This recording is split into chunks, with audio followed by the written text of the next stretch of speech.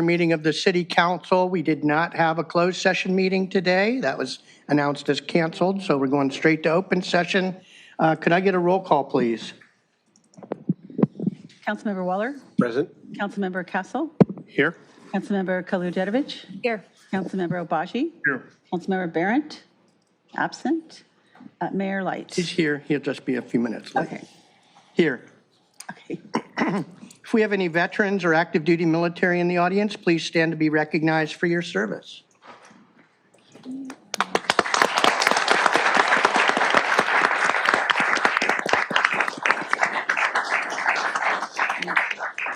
Okay, and now let us all stand for the salute to the flag, and please remain standing for a moment of silence afterwards. I'd like to call up Karen, who will lead us in the Pledge of Allegiance. Karen, the floor is all yours. Thank you. Good evening. My name is Karen. I'm a fifth grader at Alta Vista Elementary School. My favorite subject in school is math. I love surfing in Redondo Beach. Please put your hand over your heart and join me in the Pledge of Allegiance. Ready? Begin. I pledge allegiance to the flag of the United States of America and to the republic for which it stands, one nation, under God, indivisible, with liberty and justice for all. Now let us remain standing for a moment of silent invocation.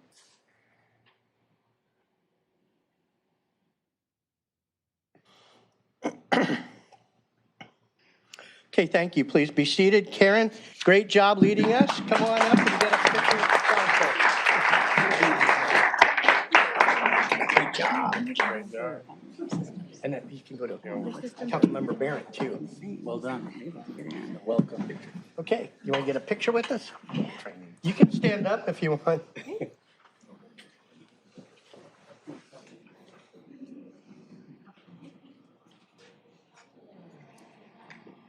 Cool. You can get closer.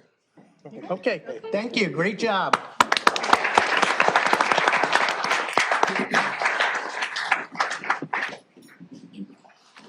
Okay, don't sit down for too long because we're now in presentations, proclamations, and announcements and AB 1234 travel expense reports. I do have a presentation tonight, and then we have several swearing-ins after that.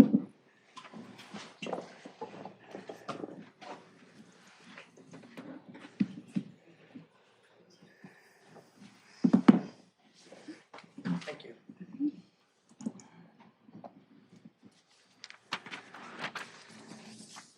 Good evening, everyone. Recently, can you hear me? Yes. Recently, we had the honor of welcoming Mayor Tomesan from our sister city, Itoman City in Okinawa, Japan, to our city, Redondo Beach. During their visit, we had the opportunity to showcase several aspects of city operations, including tours of our police department, harbor patrol, and the day-to-day workings of our local government. It was a particularly memorable experience for Mayor Tomesan, as in Japan, access to police and fire departments is typically restricted. Being able to see our operations up close was a unique treat for him. He expressed sincere appreciation for the openness, hospitality, and professionalism he witnessed throughout the day.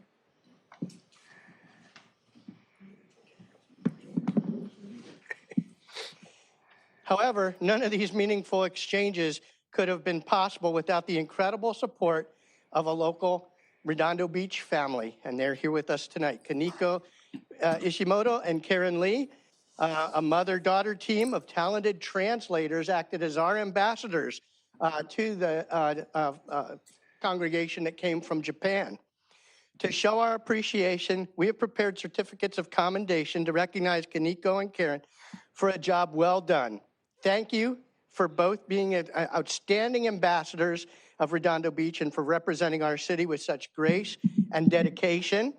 Moments like this remind us of the power of community, connection, and international friendship, and we're proud to continue our growing bond with the city of Itoman. So with that, could you come up, both of you?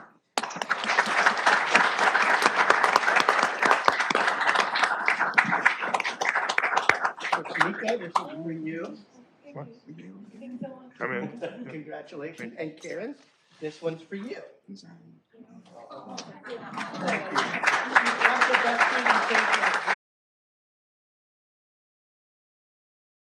Itaman City people, and thank you so much for the mayor to including us in this adventure. What was your favorite part?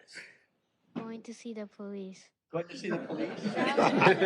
Did you like the dolphins and the sea lions? Yeah. She got to drive the harbor patrol boat. Ooh, nice. Our youngest harbor patrol person. So come on back and get a picture with the council.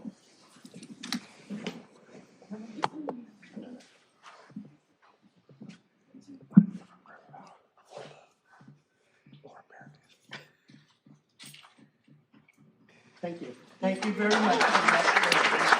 Appreciate your support.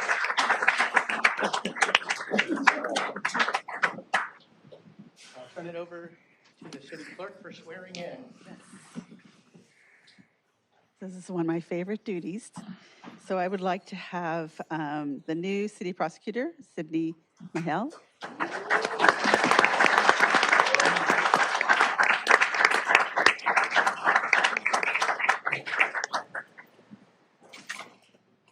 Hi. How are you? I'm going to have you take this and raise your right hand and repeat after me. I state your name.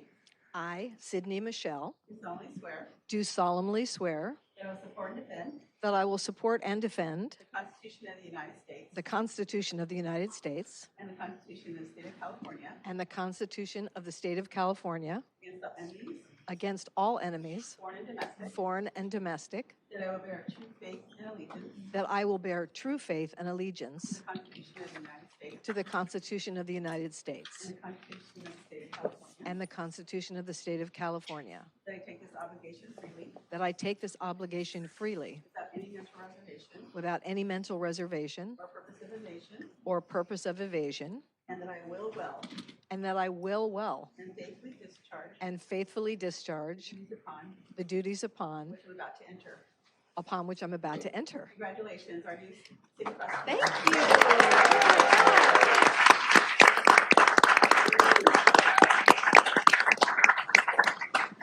Thank you, Madam Clerk. Thank you to the City Council. Thank you to the mayor, the city manager. She always says she's not going to cry, and now I'm going to cry. Thank you to Joy Abakine Ford for believing in me, for supporting me. I've worked with Joy for a very long time, and I admire her talent, her integrity, and her leadership. Congratulations to you on being elected city attorney. So well deserved, and I'm so proud of you. And I look forward to supporting your vision and the city's mission. Thank you to Melanie Javira, who couldn't be here tonight, former city prosecutor, for leading me, for teaching me. I have big shoes to fill, and I'm prepared to do that. I am deeply grateful to many of the people who've supported me along the way, and I just want to mention a few of them. Judge Renee Gilbertson, who's here, Charlie Clark, my assistant, Sharon Rose, Suzanne Delgin, Stephanie Johnson, my colleagues on the criminal and civil sides, including Cheryl, Christine, Margaret, Rosalia, Cecile, Gia, and Ronnie. I couldn't do this without you. To our police officers, who I've worked with for 19 years. We have such an excellent police department, and I am incredibly proud of each and every one of the officers here. To my friends and colleagues for supporting me. They were just so important to me. Dee, who's here, Scotty, her husband, Heather Burr, Judge Eleanor Hunter, not sure if she made it yet. She did. Bruce McGregor and Mike Norris. I just couldn't have done this without you. You're every day when you walk into court with a smile, and we seek justice together. I value the team that I work with. Juliana, Michael, my friends and neighbors, I'm so proud that you're here and happy. Thank you for supporting me along the way. All of you, your support has been a ray of hope to me. And finally, to my family. My husband, Chuck, who's here, who stood by me for almost 30 years now. My sons, Colton and Dawson. I couldn't do this without you. My son, Colton, who flew in on a red eye and is flying out on a red eye because he's back in business school tomorrow morning. And to my daughter-in-law, Chrissy, who couldn't be here. She's one of the lights in my life to finally have a daughter. And to Maddie. You are my heart, all of you. And I couldn't do any of this without you. And the last thing I'll say is that I look forward, in closing, to upholding the city's mission. And the mission is, for me as the city prosecutor, is to protect the public's interest and uphold the law by working with law enforcement to aggressively prosecute all criminal activity within the city. And I look forward to doing that with integrity, fairness, and dedication. Thank you very much.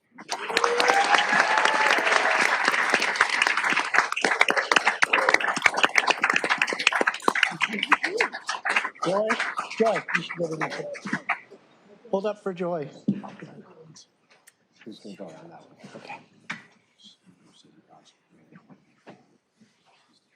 And family and. Oh.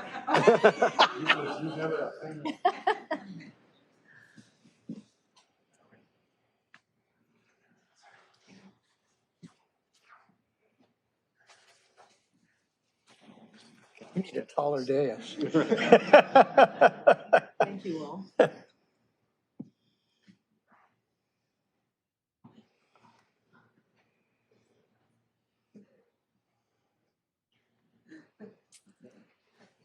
Congratulations.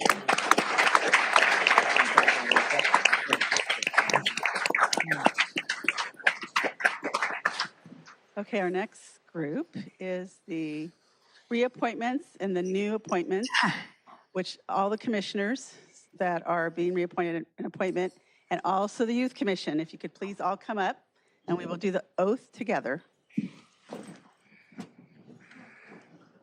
Right up here. And you have to pretend like you like each other. So go ahead.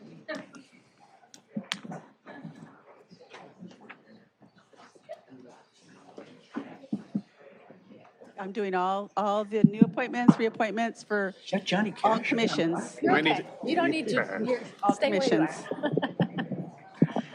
Hey, how are you, Natalie? Okay, Text a picture of this to. so if you can please Oh, okay, I'll get a raise picture. your right hand. And you're going to repeat after me. I state your name. Do solemnly swear that I will support and defend the Constitution of the United States and the Constitution of the State of California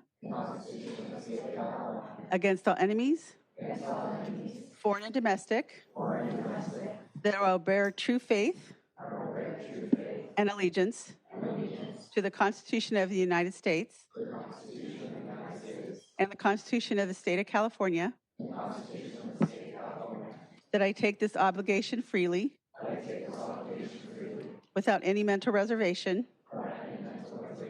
or purpose of evasion, and that I will well and faithfully discharge the duties upon which I'm about to enter. Congratulations, new commissioners.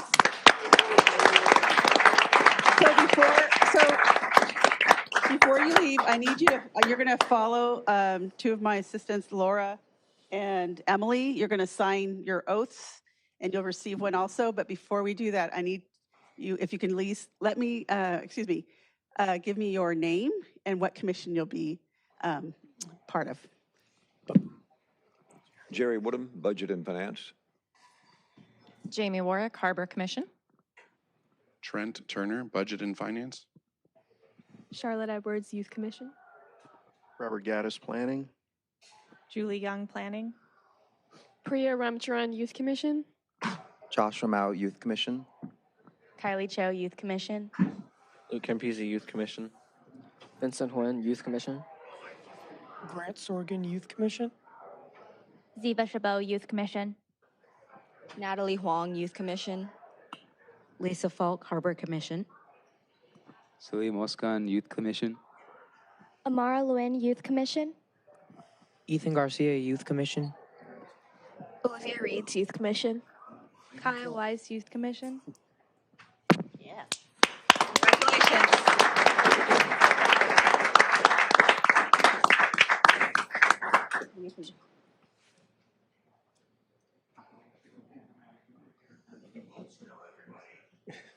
Ooh, fancy. Slower. Okay, so Laura and Emily will be out in the lobby. Congratulations. Thanks for serving. Hey, Joey. Good to see you. Yeah. Good job. Twice doesn't hurt. Way to take the initiative. Thank you. Good job. Way to take the initiative. Good job. Corner. We always give her a ride home.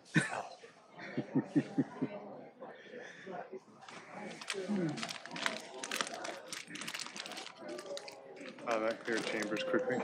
Okay, so now we go to announcements and AB 1234 travel expense reports. I'll go first. I have no expense reports to report. But since we haven't met for a couple weeks, I do have some announcements and meetings that I had. So I will be on vacation October 10th through the 22nd. So Mayor Pro Tem Barrett will have to preside over the meetings, the two meetings that will occur during that period. I will not be dialing in. I'll be enjoying vacation. I did go to the Port Royal Yacht Club fundraiser for two different nonprofits this past weekend. That was a great event. Love being part of that. The city manager and I had a meeting with the Southern California Association of Governments housing group, and that was an eye-opening meeting, I think, for both of us, and we're exchanging data as we talk. Also had a meeting with State Senator Ben Allen and his staff regarding housing, and they took commitment on two different actions that I'll talk to you about if I see forward motion on them. I'm fingers crossed, but I think we're going to have to trust but verify on that one. But it was a good meeting. I did a lot of presentation of the numbers and the facts of, how the housing mandates are doing to us. And I don't think they've gotten a factual presentation like that before. And it actually, for the first time, Senator Allen directed his staff to take action on our behalf because of that. So fingers crossed. Also went to the chamber mixer this past week down at Seaside Lagoon. That's always a great event. And then looking forward, we also had a great groundbreaking on the lower pond at Wilderness Park.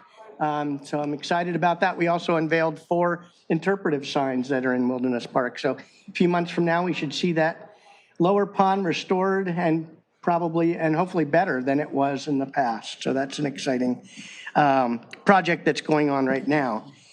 Coming up, I do have a meeting on water polo coming up. We also have the event on the 20th of September. And that's lining up to be a great event with 4 high school teams. And unfortunately, Redondo is not one of them. And then an open division and a masters division. And it's going to be an all-day event between the Riviera Cantina and the California Beach Club right along the break wall there. So first, open water polo in the history of our harbor. And then later this week, I'll have a follow-up meeting on the FIFA World Cup potential for us doing a watch party down in Seaside Lagoon. So I'll keep you informed on what happens there. So that's it for me. We'll go with Councilmember Barrett. Thank you, Mayor. I have nothing to report tonight. Councilmember Obaji. All right, thank you, Mayor. I'll echo you on the groundbreaking at Wilderness Park. You did a great job being the MC of that and leading us through all the different stations there. And it was great to actually have all 5 council members, including former council member Lowenstein, who's putting a lot of time and dedication and effort to advance Wilderness Park. Thank you to Director House and the Beach Cities Transit team for organizing a bus from North Redondo to take us down to far south Wilderness Park. And also, I want to say thank you to the Planning Commission that convened a public hearing about 2 weeks ago or so and approved with some conditions the 350 residential units for the Galleria because they upheld our duties under state law by doing so. And they also really looked out for the residents in the surrounding area by imposing conditions like allowing residents from that development to park in the commercial sectors of the Galleria if there was overflow need. So they did a great job there. And some questions I've gotten are is the mall going to cease to exist? So I'll answer what I can, which is they've sought entitlement for 350 additional units. They previously had entitlement for 300 units. That brings it to a total of 650 units. Now, at this point, they could build a mall or renovate the mall and build those units. They could decide to buy out the reciprocal leases at the mall and tear down the mall and do something else there, but they'd have to apply to the Planning Commission or City Council for any further entitlements there. But it's just not clear. This is just part of their package that they're offering for sale now on the market to try to get some investment into the site and hopefully get the site moving forward. So we'll keep a watchful eye as to what's happening, and we'll continue to offer ourselves as resources so that we can get investment into North Redondo there. Is that it? Yep. Thank you. Okay. Councilmember Castle. Do we have to stay awake and stay alert? Yep. So over the past couple of weeks, I attended many of the events with the mayor, including the groundbreaking at Wilderness Park, which is, a great addition to the facilities there. Also attended the water polo meetings for the upcoming water polo tournament on September 20th. It starts at 8 a.m., but the real key highlight I think that a lot of people will enjoy is the Battle of the South Bay, which will be games between, right now it's scheduled to be between the women's team from El Segundo and the team from Miracosta. So that's going to be a highlight that starts at about noon on that day. I attended the Chambers Regional Mixer last week, which was another great event. And also the launch party for a new magazine covering Redondo Beach called City Lifestyle. So looking forward to getting them involved and seeing lots of their perspectives on things in the city. Last week, Councilman Waller and I attended a review with the police department for a state law that looks into military type equipment as well as crowd control equipment that all police departments have, and they have to report to their city councils what exactly equipment they have. And we attended that last week, which was a great time for us to learn more about the police department, the tools that they have, and things that they might need in the future as well. That's on the agenda tonight. And that's also on the agenda. That report that they make is in the agenda tonight. And then I also attended the Southern California Association of Governments meeting with the mayor and the city manager, talking about housing mandates that are coming down from Sacramento, which we all understand and know that that's, an ongoing issue for the residents of Redondo Beach. So, we're fighting that battle to comply with state law, but also doing what we can to, make our best case for the density that we have currently and not adding to it. So, and that's all I have. Okay, thank you. Thank you. Councilmember Kalajevic. Not prepared. Huh? I'm prepared. I'm prepared. A District 3 community meeting will be on Friday, September 19th at 6 p.m. It'll be in Beach Cities Health District on the campus in the Beach Cities meeting room. So this is an in-person meeting. It is open to all residents. Look forward to seeing you all there. Swim the Avenues is this Saturday. That's right. Very excited. My daughter's swimming for the first time. It's going to be very exciting. Dine Around Artesia is on the 10th, and get your tickets because I think they sold out last time, and you will leave very full. So it's worth the money. It's a great way to, walk the boulevard there or Artesia and fill up. Great food. And then I will be going to the Executive Committee for Regional Homeless Alignment meeting this Friday. We'll be discussing our regional plan to address homelessness and, as it concerns Measure A sales tax dollars. That's it for me. Okay, and last but not least, Councilmember Waller. Thank you. Along with what everybody else talked about, the Wilderness Park groundbreaking was exciting to see. The Redondo Beach Chamber Regional Mixer was actually, I'd say, stronger than I remember it in the past. Looked like it was very well attended. And then the police equipment review with our special Bearcat driver, Councilmember Castle. That was the highlight there. Other things in the past couple of weeks that I attended, The South Bay Aerospace Alliance had a meeting that Councilmember Kalajedovich and I attended. I attended the South Bay Cities Council of Governments meeting. Unfortunately, there was not a quorum reached, but we still did hear reports on mobility and land use, energy efficiency, and the Clearwater Tunnel collapse and work that they're going on that, as well as updates on homeless services, Slow Streets Grants Program, and the AI Working Group, which should hopefully get started probably October. Let's see. I also had a phone call with Torrance Council member Shake to talk about the MAT and the bicycle routes that we had some discussions about in our last meeting.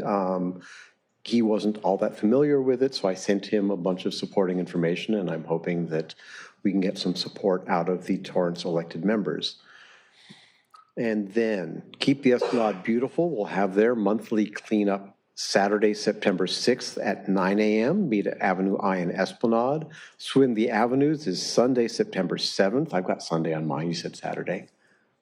But I've got it for Sunday, September 7th, 8 a.m. You can register or you can just stop by and cheer on the participants. Dine Around Artesia was already mentioned. That's September 10th, 5 to 8:30, nrbba.org to sign up. I'm planning on being there.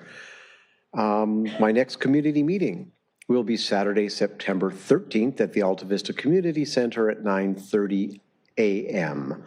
And then finally, the South Bay Parkland Conservancy is also doing Esplanade Bluff Restoration, and you can join them. They are there every Wednesday at 4:30 and alternate Saturday mornings.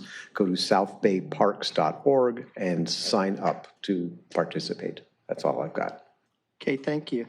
And thanks for the Swim the Avenues. That's a big event here, and it seems to be growing every year. And if you want to see it, it's at the south end of our beach, down from Miramar Park, and then turns kind of north to go across the avenues. So, and I think they're starting at 8 a.m. 8 a.m., yep. So if you want to see a cool open water race, you can't get a better viewing location. You just stand up on the Esplanade and watch. So. And they have a short distance and a long distance, so it's nice for all swimmers. Okay, with that, we'll go on to item E. Does anyone have something they'd like to change in the order of the agenda? Nope. Okay, can I get a motion to approve the order of the agenda?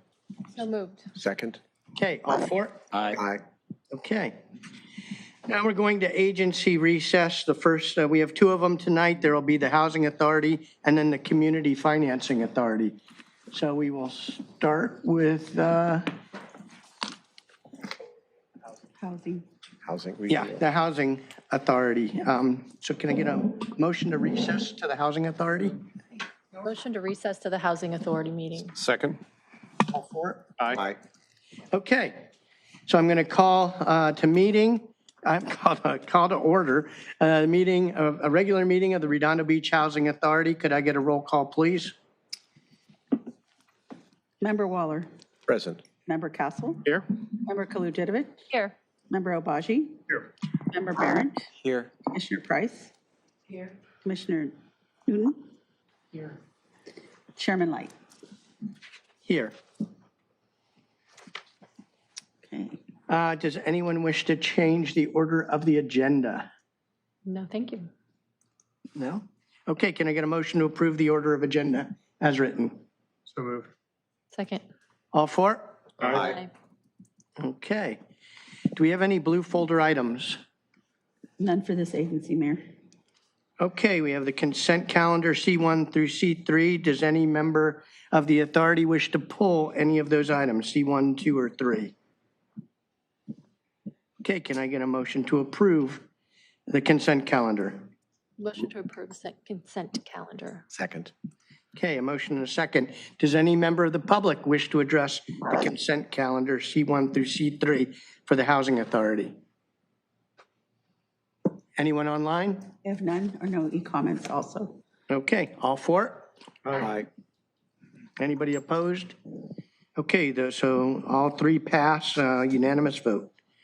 We have no excluded consent calendar items. Now we have public participation on non-agenda items. This section is intended to provide members of the public with the opportunity to comment on any subject related to the Housing Authority, not the regular city council meeting, that does not appear on this agenda for action. This section will be limited to 30 minutes. Each speaker will be afforded 3 minutes to address the commission, and each speaker will be allowed to speak only once, and written requests will be considered first under this section. I don't have any written items. Does anyone from the audience wish to address the Housing Authority on items related to the Housing Authority that are not in this agenda? I have one on permits. I don't know where that's the regular meeting. That's for the regular meeting. That's for the regular meeting. Okay. So that's not the Housing Authority. Okay, anyone online? None, and no e-comments. Okay. So the only thing let's see, the only thing we have is item I-1, receive and file the quarterly status report on Section 8 and fair housing programs.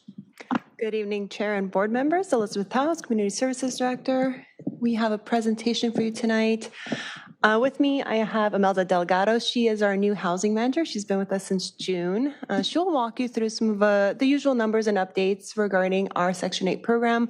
But at the end, we do have an update for you regarding our fiscal status and what our outlook is for the next couple of years. And she'll walk you through some of the proactive steps we're taking so that we can continue supporting our Section 8 voucher holders. So with that, I will hand it over to Imelda. Thank you. Good evening, Chair, board members. I'm here to present a quarterly update for the Housing Authority. Starting with the program overview, we currently have 454 households that are being assisted. We also have 335 of those households that are elderly or disabled.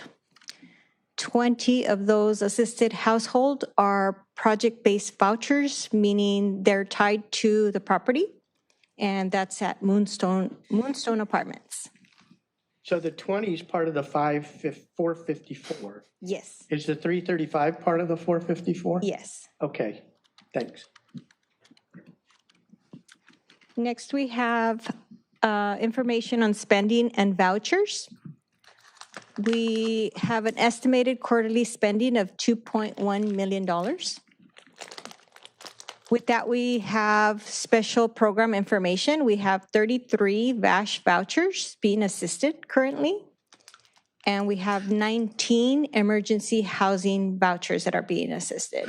These are special programs, so the numbers up top are not reflecting the VASH or the EHV expenditures. Next, we have information on the waiting list. We currently have 971 applicants waiting. They applied approximately in 2015. And we have families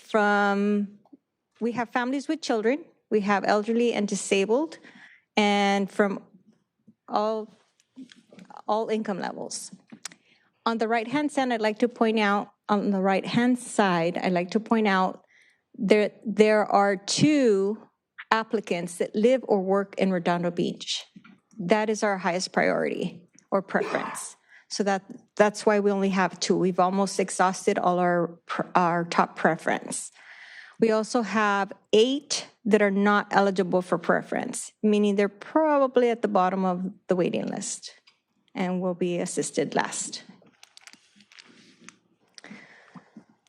Now we come to the most important. Do you mind if I interrupt? Go ahead. If this has been closed through 2015, is there a way to make sure that all these people are current and still out there? Yes, we annually do a purge of the waiting list, which means we send out letters to everybody on the waiting list indicating that they're still on the waiting list and ask if they're still interested, if they're still at the same address, if their information is still current. And some respond, some don't. Those that don't, we purge. Okay, thanks. You're welcome. That was my question. Funding updates, which is our most important item reporting tonight. We met with our HUD portfolio management specialist who is projecting a funding shortfall for the Housing Authority. At this point, it is modest. It is an estimated a little over $187,000 by the end of this calendar year. In comparison to the expenditures throughout the year, it's not a significant amount. We are already taking measures to ensure that we watch all our dollars carefully. Some of those measures are on the slide indicating that there are corrective actions. First, we are currently updating our admin plan, which is our policy. All our policies are indicated in our administrative plan. And one of those updates or changes is right-sizing vouchers for families. So currently we can issue a 2-member household, a 2-bedroom voucher, and that's being revised to every 2 members in a household will receive a 1-bedroom voucher. That decreases our expenditures. Shortfall implementation guidelines, we are at the timeline during the year where we do change payment standards depending on the FMRs that are published in October. We plan to reduce the payment standards. Payment standard is the maximum subsidy a family will receive depending on the voucher size that they have. So the less we assist, the less we spend.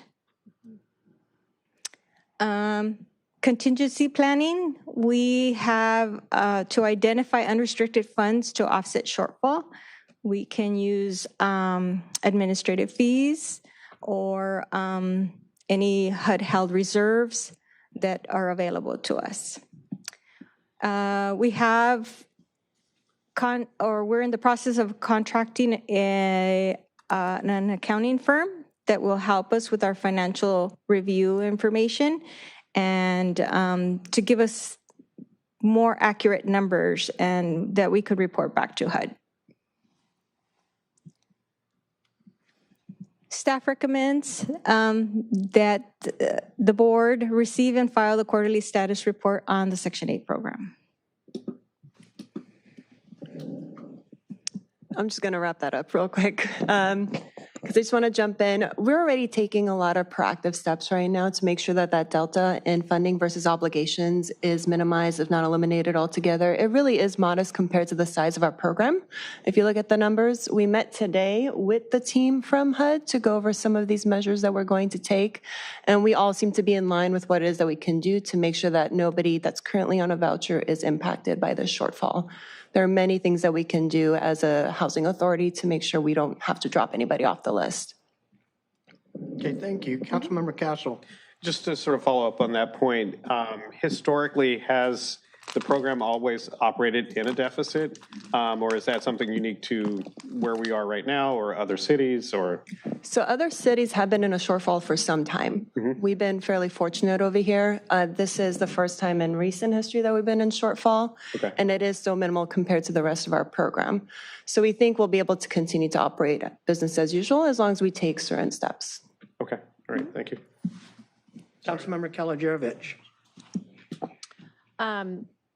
Thank you for the presentation, and thank you for sitting down with me and meeting and going over some of these things, and great suggestions about how we can address some of the shortfall and just policies going forward. I think we can be a lot more proactive in getting residents and employees in Redondo Beach prioritized.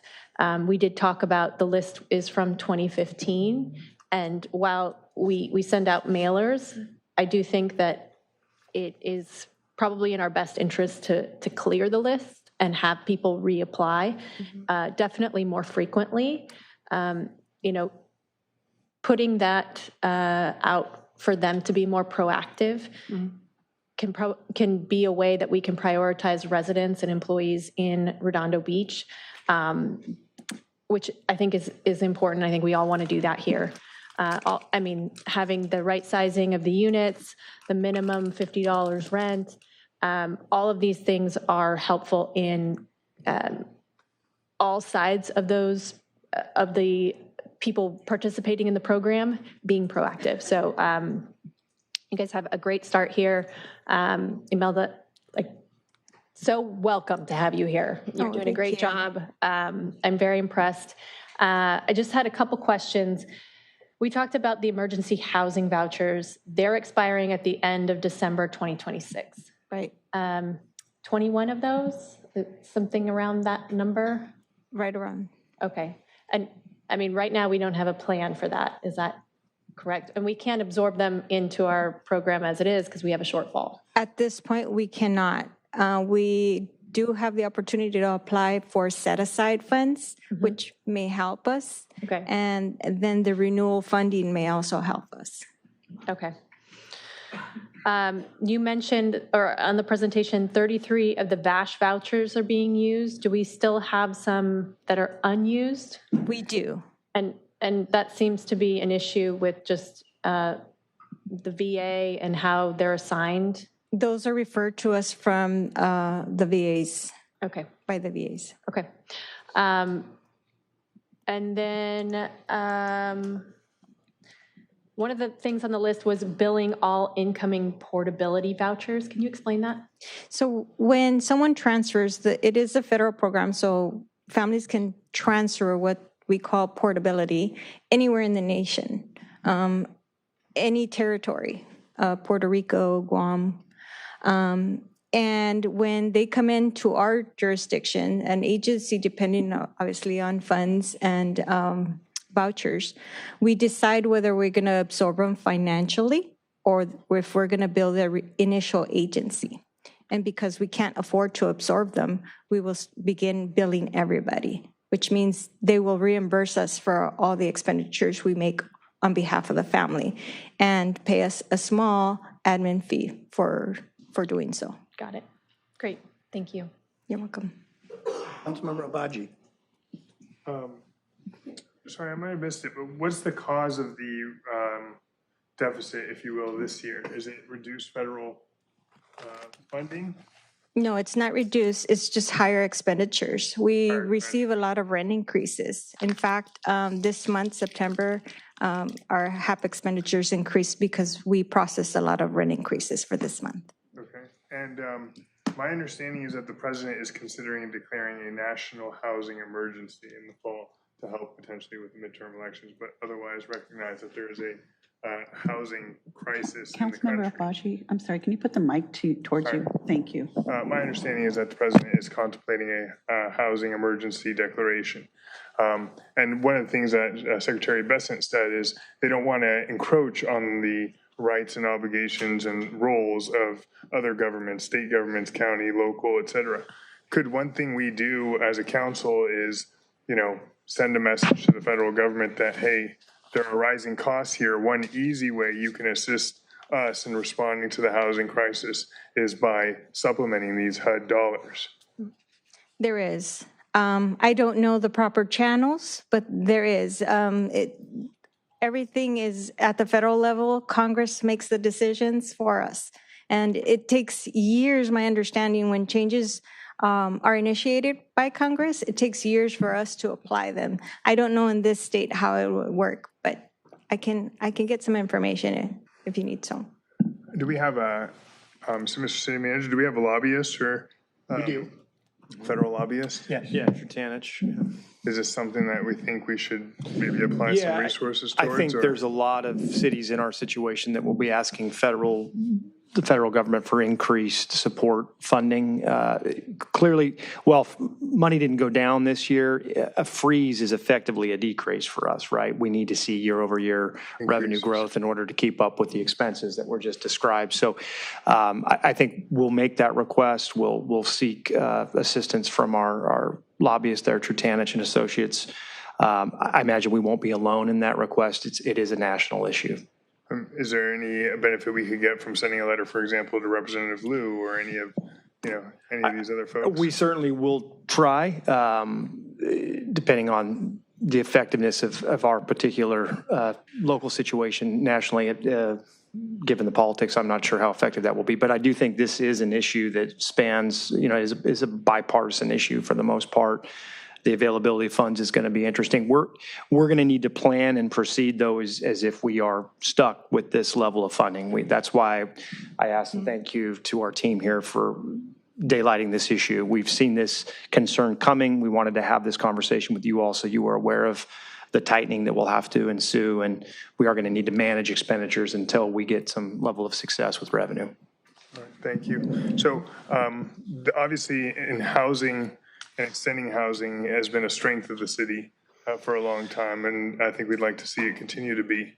And this is just the beginning of shortfalls. So I'd like us, hopefully the council generally would like us to do what we can to try to influence getting more resources for housing in Redondo Beach from the federal government.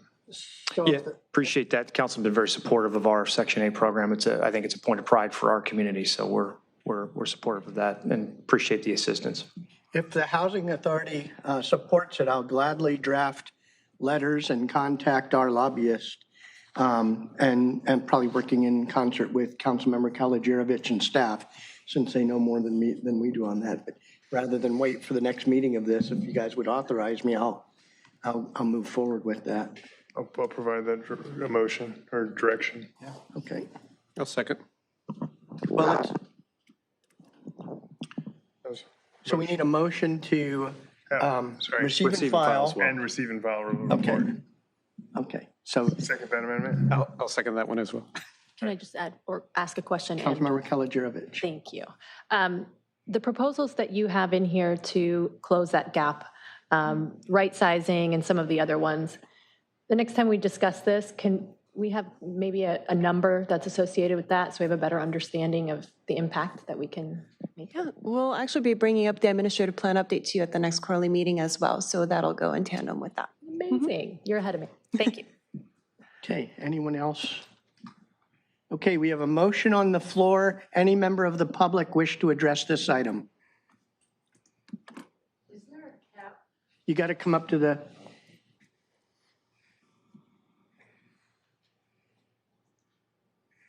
One of my friends is on that Section 8, and it just seems like the renting goes up periodically, quickly, and I just think that it's too high that they're asking for because they don't fix the residents, but the rent goes up. I just don't understand that. Maybe that can help be one of the things that can help bring the price down. Just a suggestion. Okay, thank you. Any feedback on that? Well, there are state laws that prohibit increases from going beyond, at this point, I think it's CPI plus 5%, the max. So currently, I believe it's no more than 8% increase is allowed. Per year? Yes. Every year. That's a big increase. Per minute. Okay, any other member of the public wish to address this item? Anyone online? Have none. Any e-comments? Okay, all for? Aye. Anyone opposed? Okay, I will take that action then. Thank you for authorizing Thank me. you, Mayor. Thank you for volunteering. Okay, let's see. Any referrals to staff? Anybody? Okay, I'll take a motion to adjourn. Move to adjourn the community, To Financing Authority, Community Financing Authority. Second. Okay, motion and a second, all for? Aye. Okay, unanimous. Thank you very much. Appreciate it.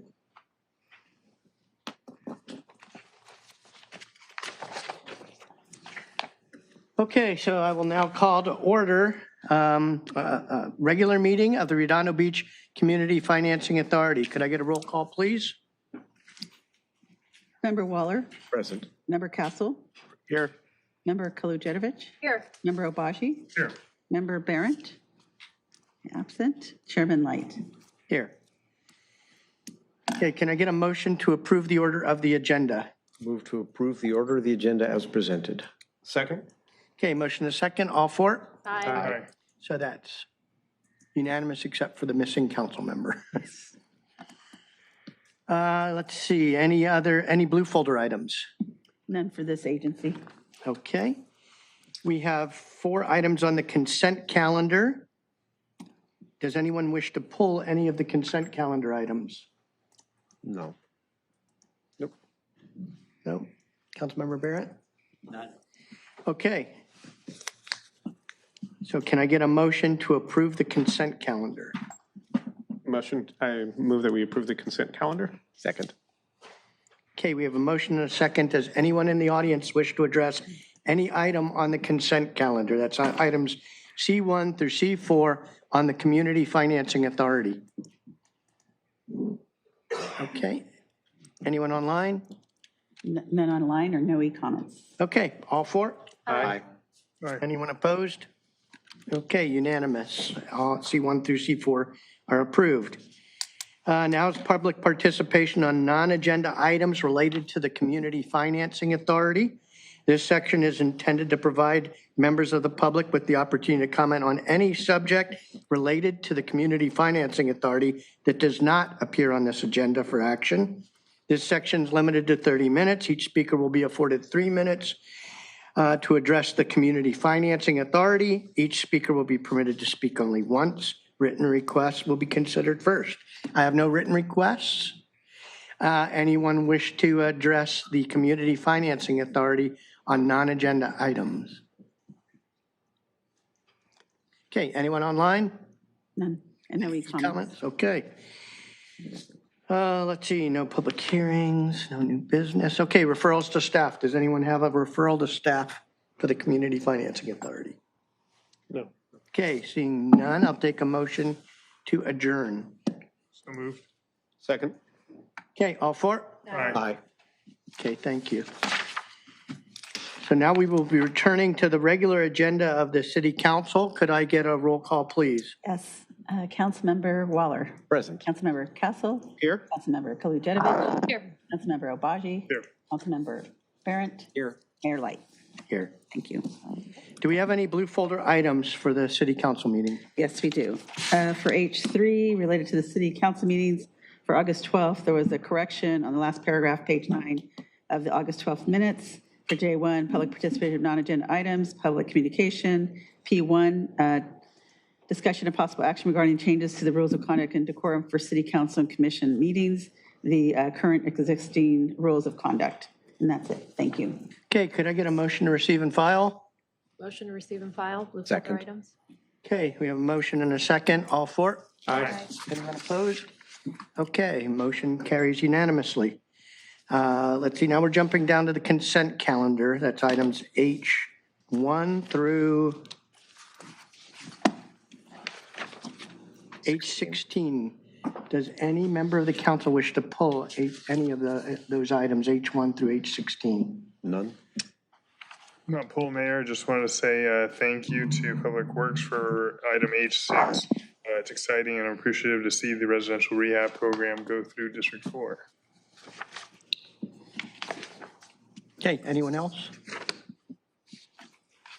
Okay, with that, I'll take a motion to approve the consent calendar items H1 through H16. So moved. Second. Okay, we have a dual second. Is that a fourth? Okay, does any member of the audience wish to address any of the items H1 through H16? Anyone online? I have no one online. I have one e-comment. I just want to double check though. Give me a second. That's it.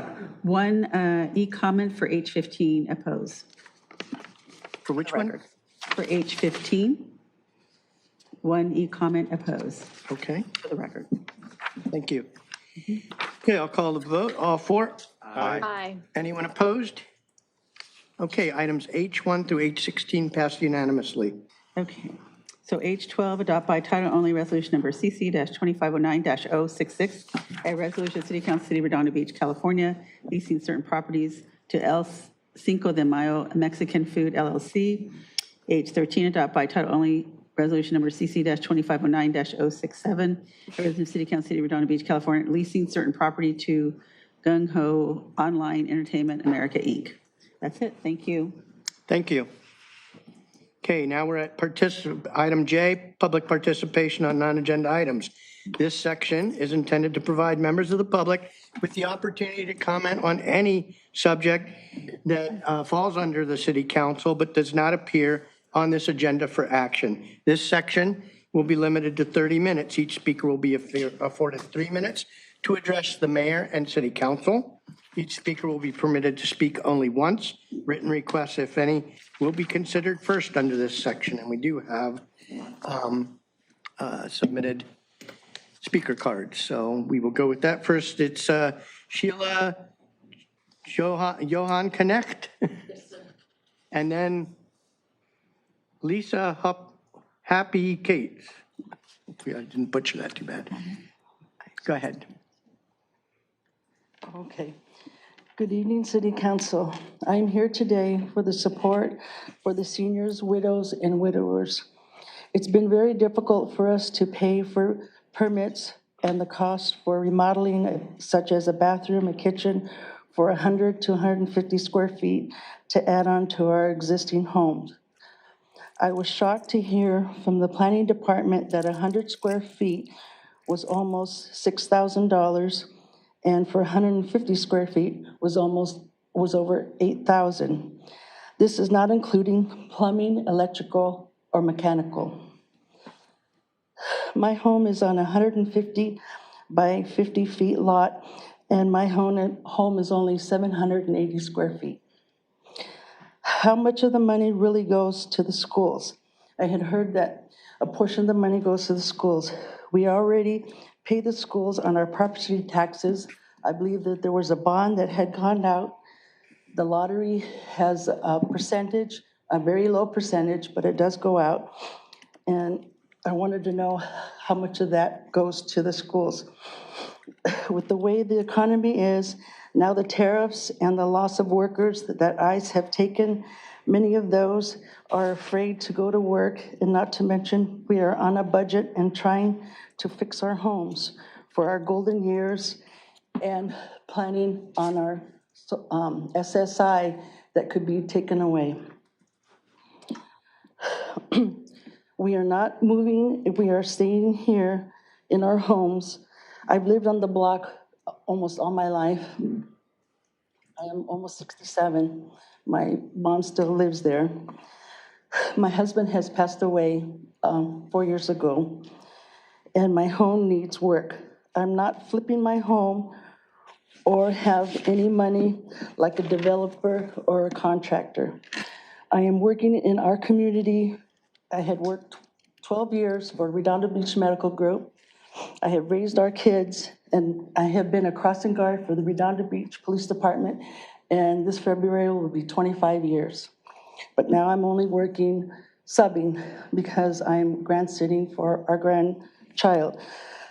I'm asking for the senior discount to be established for the homes about 12,000 square feet or lower, and for seniors in our Redondo Beach, so we can afford to fix our homes and put a washer and dryer and make our kitchen bigger to seat a family and friends and stay on budget. My home is only 780 square feet. With everything going up, it's difficult to keep up, and we need a break. Please take my advice into consideration and help the senior citizens of Redondo. Thank you. Your time is up. Okay. Appreciate it. Okay, thank you. Thanks for your service on the crossing guards. Thank you. Appreciate it. I'm unaware, does any of our fees for planning go to the schools? No, So that all goes to the city? it's all general fund, yeah. Okay, thank you. Okay, Lisa Happy Kate, or Happy Kate? Thank you very much. And then Holly Osborne. Mayor Light, council members, thank you for having me, all of you. My name is Lisa Habe Cates, and I'm the new president of Keep the Esplanade Beautiful. You know that I've been coached to say certain things like, may I please ask to receive and file flyers for our mixer that's coming. Motion to receive and file. Second. Call for it. Is that what I was supposed to say? Oh, thank you. May I have a motion? We're providing positive advocacy for the Esplanade. It takes a village. We want to announce that we have our annual mixer on October 22nd, 5:30 to 7:30 at HT Grill. And we have some amazing sponsors. As usual, we have Paul Hennessy donating the room and the food. We also have Athens, which always helps us with our trashes, Dive and Surf, Village Runner, Wicker and Wicker's Law, and now we have Porsche Experience donating as well. So we have some really great guys helping us out. The proceeds to this will actually help provide us getting the word out, not just collateral paper, which we don't like to do, but also now we've started a scholarship fund. So with Redondo Union High School, that's in the works. We're hoping to do 2 this year, and then maybe continue on with South High, Bishop Montgomery, etc. A final goal of ours has been to have the scholarship program happen. So we're very excited since our inception in 2017 as a nonprofit. And finally, thank you, Councilmember Waller. We are having our sweep this Saturday, and we're going to be hosting the Boy Scouts Club 555. They're going to be having a table there selling trees for $25 for the big tree push. So if anybody wants to come down to the Esplanade for our sweep this Saturday at 9 a.m., they'll be there as well. And that is it. Thank you. Thank you. Holly Osborne, then Jim Mueller.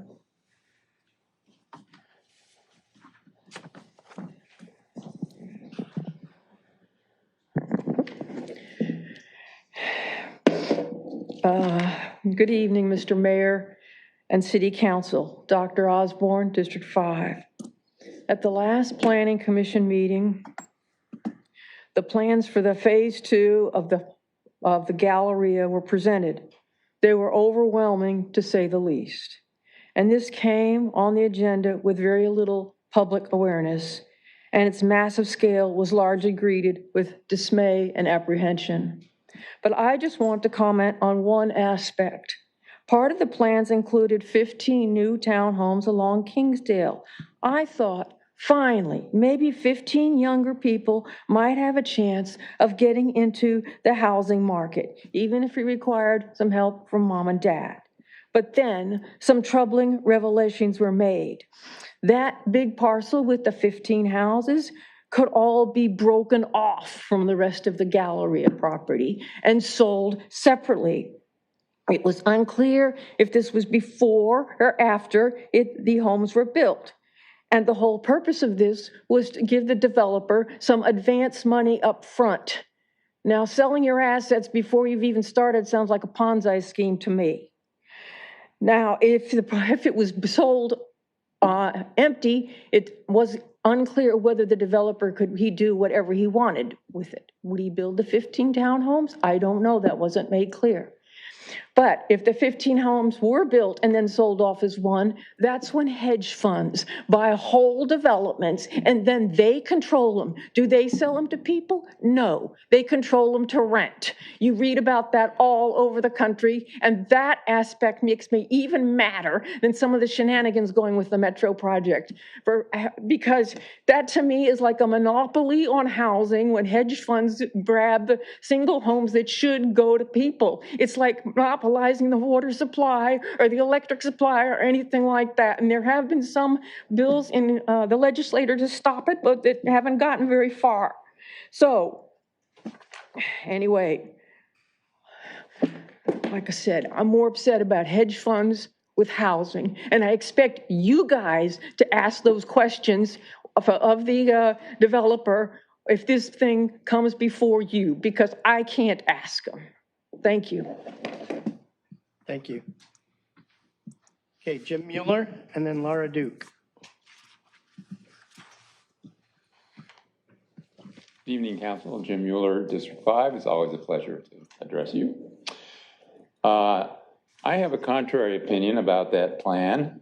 I think the large housing development on the property adjoining Kingsdale is very good for Redondo Beach. Not only does it have the potential to increase the city's housing supply and add property tax revenue, but it also provides an excellent opportunity for thriving retail, which will bring even more tax revenue to the city, and I know that's a favorite of the mayor. The project will put nearly 1,000 people right next door to the Galleria space. and it will renew the retail potential of the Galleria. However, the city government cannot sit back and ready with the permit pad. Consumer behavior has changed and commercial development has changed along with it. Nowadays, locally purchased goods are not merely sold off the shelf. They are sold in concert with services and experiences. A grocery store is no longer a place where you wander around among shelves of raw goods. A 21st century grocery store is one where one learns about food products, experiences new tastes with friends, takes home prepared dishes. In many other sectors of retail, goods and services are sold in a social atmosphere. The new apartments, the 600 of them eventually, in the housing development are more amenable to single people or couples with families. These people are more likely to be looking for social experience outside their home. This is the perfect opportunity for the new style of experiential and social retail I described. The city must be active in researching, communicating with, and encouraging the types of businesses that are most likely to realize the potential of that community. What has happened to the Artesia Boulevard Business District over the years, haphazard, random development, resulting in underperformance and inroads of negative value businesses, should no longer be standard in Redondo Beach. Thank you. Thank you. Laura Duke, and then the last card I have is Mickey Johnson.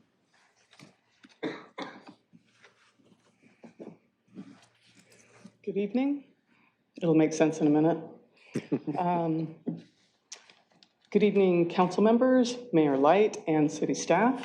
My name's Laura Duke, District 3, and this evening I'm happy to be here representing the Friends of Redondo Beach Arts. And I wanted to talk about something that I need to ask if I can submit some. Okay, all four? Aye. Receiving 5. Thank you.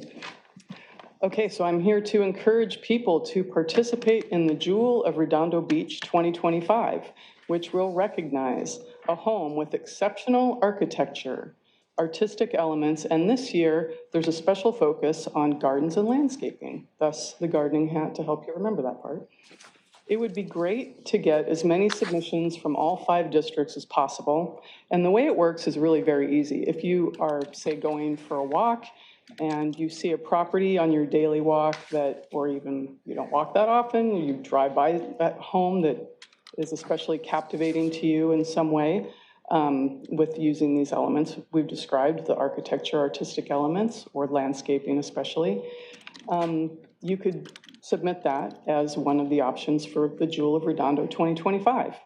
The details to submit are on the Friends of Redondo Beach Arts website and on social medias, Instagram and Facebook. friendsredondobeacharts.org is the actual address, so there won't be a test. If you just go to your browser and put in Friends Redondo Beach Arts, the site will come up, and there's a very slick, nice, very simple way to apply to it. The winner will receive a certificate of recognition and an original painting of the property by an artist with the Friends of Redondo Beach Arts. The deadline is September 30th, so there's still time. And I did email all of you a few weeks ago the flyer, and I did hear back from a couple of you.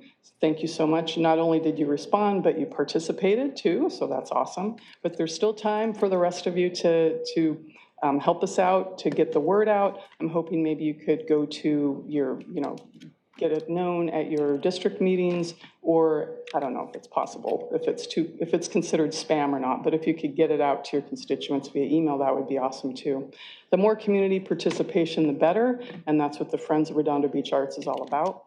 And anyone here in the room who would like to participate, if you want to take a picture of the flyer, I have, oh, you know what? I just gave all my flyers. I need to take one of those flyers back.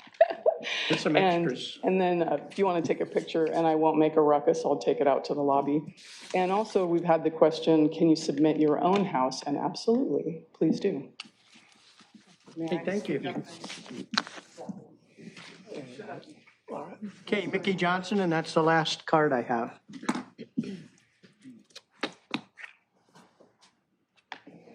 Good evening, Mayor and council members. I'm Mickey Johnson. I serve as the president of the North Redondo Beach Business Association. And I'm here to talk about Dine Around Artesia, the grand finale for 2025. So I know there were several of you that attended in August, which was great. And Councilman Obaji, congratulations. You had a great excuse by having a brand new baby, so you missed it. L&D Congratulations. at the time of the Dine Around Artesia. But I think the baby can be in a stroller this time. Yes, I was about to buy my ticket, actually. Okay. So on September 10th, we'll be having Dine Around Artesia West. And we have 44 local businesses, restaurants, shops, and artists who are all participating. As you may recall, this year we added an art walk to it. And I'm hoping that next year we're also going to have Friends of Redondo Beach Art, of which I'm also a member, will participate with us and really make the art walk even more special. Tickets are $35, and you can get a $5 discount with DAAWMJ. Dine Around Artesia West, Mickey Johnson. $5 discount.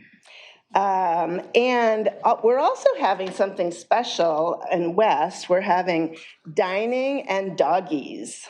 So we have a local nonprofit dog rescue who is run by 21-year-old President Sydney Mailman. And she is going to have, near Vail, she's going to have some of the dogs set up who are available for rescue. And the really cool part about this isn't just that Sydney is very young to be doing something so wonderful, but that also the dogs that they focus on are the overlooked dogs, the dogs that might be a little older or something like that. So that's pretty cool. We also have a big enter to win. We have over $5,000 in prizes that have been donated by all these businesses. NRBBA.org is where you can get information. You can buy enter to win tickets. And then right after Dine Around Artesia on September 10th, the next morning you roll into Rise and Shine Redondo. And we're having Dr. Wesley from the school district, the superintendent. She'll be talking to us about updates on Measure S, as well as right after that, we'll have a community meeting with Bo Bass, who's going to be asking the NRBBA members about their thoughts and ideas for the public art project on Artesia. Last but not least, on September 13th, we took a page from Keep the Esplanade Beautiful, and we're having our second Saturday sweep that Jeff Rowe has been doing for months. That's from 9 to 12 on the Greenway. Okay, thank you. Okay, that's all the cards. Any other member of the public wish to address the council on non-agenda items?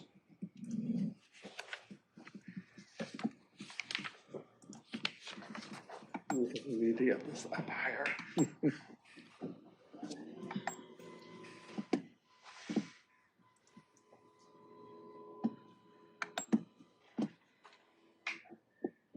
Ron Morocco from District 3. I know this is on the agenda to adjourn in the memory of Ed Stahl.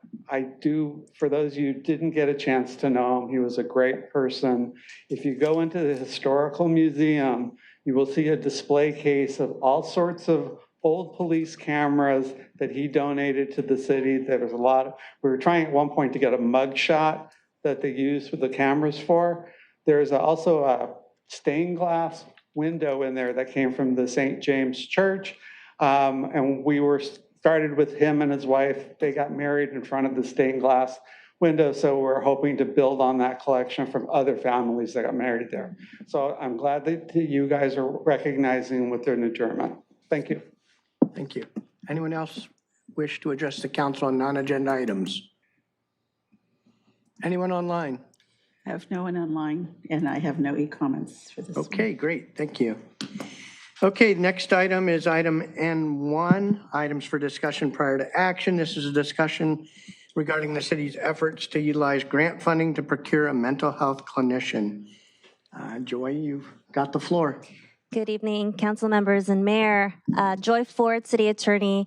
I am here for a strategic plan item. This is an update to our ACR program. And where we have been and where we are today and what we hope to do soon. So an alternative crisis response is exactly that. It's a response to mental health related incidents as an alternative to law enforcement. This picture was taken by Lila Mura. You can see the firefighters and paramedics and officers that could respond to a program and to an incident. And so with an ACR program, we're hoping to save resources for the city and to have appropriate and certified specialists who can appropriately respond to mental illness-related incidents. So we started out by approaching the Department of Mental Health for a dedicated clinician. We offered to give them funding to have a dedicated clinician. That was months of meetings and emails, and it did not work out because they were unable to provide a clinician. Clinicians in the entire country are in high demand. So it is a workforce issue, and so that did not work out. We tried to reach out to the Beach Cities Health District, and what resulted from that was them granting the city $50,000 a year for our homeless-related programs. That happened for 2 years, and then they had to cease that grant. And then we considered third-party vendors. The San Gabriel Valley COG did an RFP in 2022 and got no responses. Hermosa Beach received a federal grant from Congressman Ted Lieu, and so based on what that COG did, they used the same vendor, Lakata, as a sole source vendor. So we did approach Lakata. We had a meeting with them. They did come recommended by our COG, the South Bay COG. However, I think they are no longer interested in doing a mobile ACR team, so they stopped communicating with us. We considered a city-employed mental health clinician. We did go to outside counsel to look at the legal implications of that. As you know, there are HIPAA laws and a lot of liability that comes with that. And then we would have to make sure we have the appropriate insurance for medical malpractice.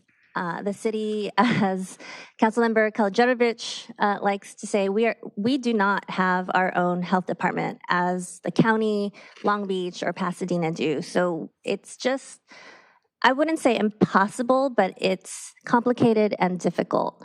So I reached out to Clear Recovery Center and asked them if they would be interested in partnering with the city in this capacity. And I'll talk about that in a minute. But another strategic item the council wanted us to address was a partnership with Hermosa Beach. Hermosa's ACR team is going to expire on September 30. That is due to their funding expiring, and so Lakata will not be their ACR team after the 30th. I did speak with their new interim city manager and their staff. They have agreed to a partnership. And then we are also meeting with the COG about future funds, the new Measure A, Local Solutions Fund. They did express that a partnership with Hermosa could lend itself to more funding for an ACR team in the future. So Clear, this is a picture of Ron White. He is our counselor for Homeless Court. And I just want to do a special shout out for Ron White because he is our second angel in the city. He has helped so many of our Homeless Court participants and graduates. He does follow up with people who are housed. He is just an amazing individual. So we have partnered with Clear in this capacity since 2019, and they have been a great partner, which is why I thought that I could approach them with this idea. and we have gotten very far with them. They have agreed to provide a project director for supervision, a licensed therapist, and a counselor. They do have some requests. They would like to amend our standard indemnity clause for mutual indemnity, and they would like to limit their insurance coverage. So our standard indemnification says that CLEAR would indemnify the city for any claim arising out of or in connection with CLEAR's performance under the agreement. What they're proposing is that each side indemnifies the other for claims arising out of or in connection with its performance for anything. So then I went back to them and said, well, can we limit that mutual indemnity so that CLEAR will indemnify the city for their negligence, gross negligence, and willful misconduct, and the city will indemnify CLEAR for the city's gross negligence and willful misconduct. So the exposure is less. And they agreed to that. And they're asking to limit their insurance coverage to $10 million. That's what they're insured for. If we agree to that, it doesn't stop us from having to sue CLEAR if there was more to the liability for the difference. The only risk is that they could become insolvent if the claim is too large. Does our risk program cover this? Will they accept 10 million? Are we violating our So I would have to clear that with our risk management before we agree to anything. I just wanted to test the water? Well, I just wanted to let you know what they're requesting. I'm not making any recommendations at this time, so I am seeking direction from the council as to what next steps you would like our office to take. We could accept CLEAR's terms on the condition that it does pass with our risk management plan. Or you can direct me to look for other options, or we can execute an RFP, as we've seen has not been fruitful. The risk of the second and third options would be to delay an ACR program, and our grant is about to expire. So we could risk losing our grant if we don't accept CLEAR's terms. So it seems you're steering us towards a sole source. Is that? Yes. And that wouldn't violate any of our city? No. Okay. I think the city attorney's going to be tough on the indemnity. That's my experience. So a mutual indemnity is not unheard of. We have agreed to mutual indemnity with bigger agencies when we don't have a lot of bargaining power.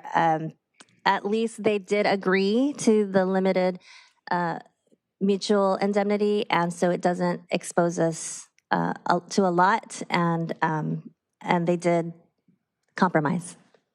And we don't have funding for this right now, is that correct? We do have funding, and it's going to expire by the end of December if we don't get an extension. But if we don't show more progress than we have, we could risk losing that grant. But in parallel, we're applying for a joint grant with Hermosa, or we're talking with them about? Yes. Okay. So you're looking for direction? Yes. Okay.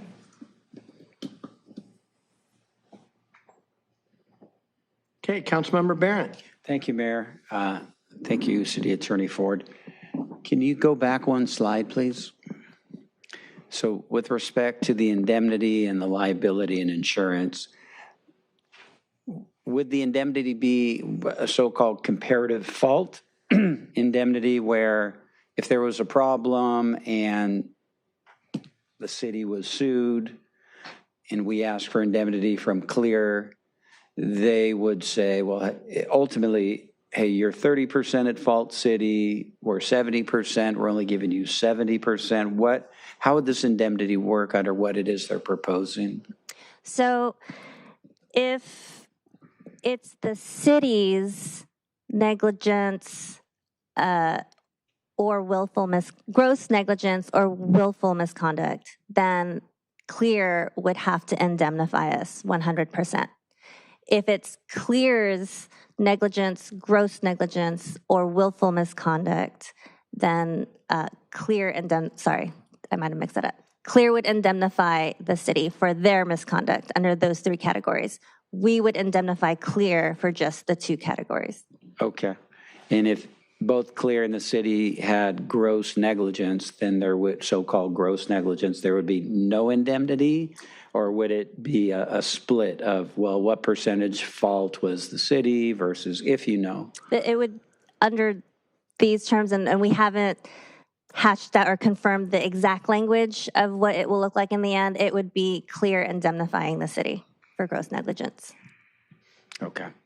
And then for the liability limited to insurance coverage, Clear saying, hey, our liability, we want it capped, indemnity liability at our insurance coverage limit. Is that right? Correct. And they want their insurance, thank you, their insurance coverage limit to be 10 million? That is what they're insured for. Okay. Do you see, I don't know if you've spoken to risk management or have historic, what does that mean for us? Is that like, wow, that's plenty, or are you? I did not get the opportunity. This was literally an email this afternoon. Okay. That I asked them, what is your limit? And then that's what they gave me.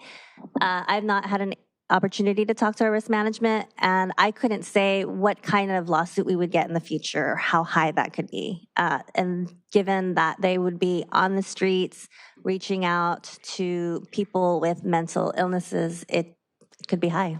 Okay, thank you, and thank you, Mayor. Is that it? That's it. Okay, Councilmember Waller. Love to see this.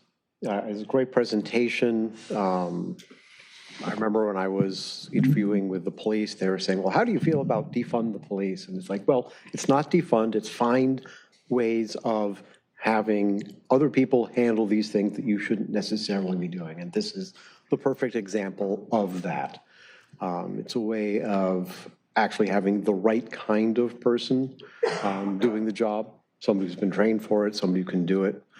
I was kind of surprised and disappointed that you had so much trouble finding a provider. So with that in mind, assuming that risk management doesn't have issues with the 10 million liability or limit to their liability insurance, I would be very comfortable with you moving forward as stated with the mutual indemnification as written. But I think this is great progress, something we need to do. Working with Hermosa is good. We've got the grant money that we need to use before December, so I think it really makes sense to keep moving on this and find out what risk management is acceptable for. I appreciate the work you've put into this, and I agree with the way you're leaning about sole sourcing, since we've seen RFPs have failed, and I'd rather go. I saw them at the one homeless court I got to attend and was very impressed. So, and you know, I'm a fan of going with who you know versus who you don't, so long as it doesn't violate any of our internal rules. So I'm okay with going forward with the proviso. Of course, we've got to look at the risk to the city. Is 10 million putting us at undue risk? And the indemnity clause does, you know, so I'd like to hear back from risk management on that as well. But I'm all for proceeding in this direction. Anyone else on the council? Just if the city manager who's here. Yeah, I based on what I've received from Diane, I think we can accept these provisions, but it's just, but I'll follow up with her before we bring this contract back to you. Okay. Do you need a motion from us, or is that enough? Or No, I have direction. We'll come back with a draft for your approval. does anyone else have, or is everybody okay with that? I mean, I'd just like to add, I'd agree that, you know, it is really going to come down to risk management to dive into all the issues and measure what our actual risk is in this contract and with their service. So I think we'll have to go on their opinion. Agreed. To me, this and family supportive housing are the two last gaps in our, we can always make it better, but those are the two last big gaps, I think, in our offering. So if we can close this, I would love it.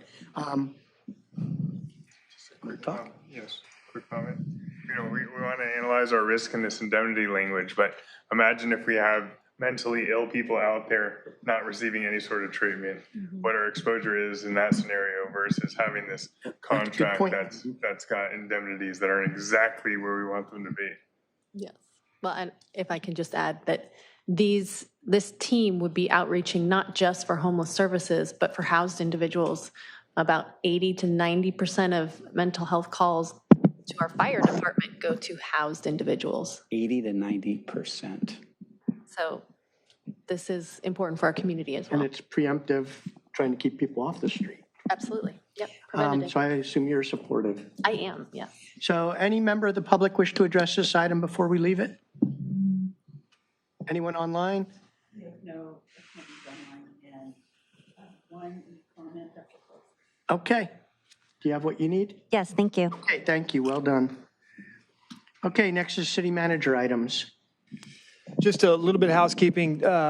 We've got a meeting scheduled for next week, and then, of course, the September 16th, and then we will be dark, presumably at this point, for the Tuesdays on the 23rd and the 30th. There are 5 Tuesdays in the month of September, so unless something urgent comes up, you will have a couple of weeks off towards the end of the month. Just an early FYI if you haven't looked at the calendar. Maybe we can replace the 2 in October that I'll be missing, move them up to September. If I could promise that all of the items in October were Christmas. available, we would do that. I somehow don't think that will happen. Is Mayor Pro Tem Barrett running the show?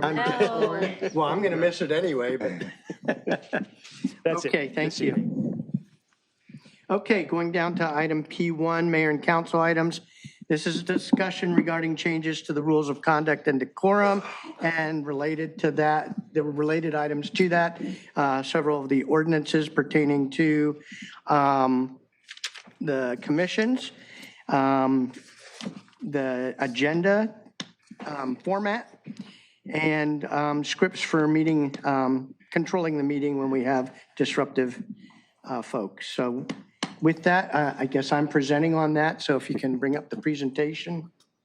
And just a preamble, it's not going to be approved tonight. This is the first introduction, so we will hash out how we want to do comments to this in the future, but this is just showing the results of a first draft and putting it out to the council to review and provide comment as well as the public.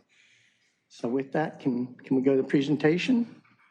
Anything you guys want to say to maybe I'll preamble to this? Yeah, maybe I'll add one thing. The mayor and council might recall that the mayor volunteered to kind of take a stab at this. I think a lot of kudos to the mayor for doing that. As you saw in your blue folder item, these rules were initially created about 18 days before I was born. It was an ironic timing. So they've been around for about 48 years.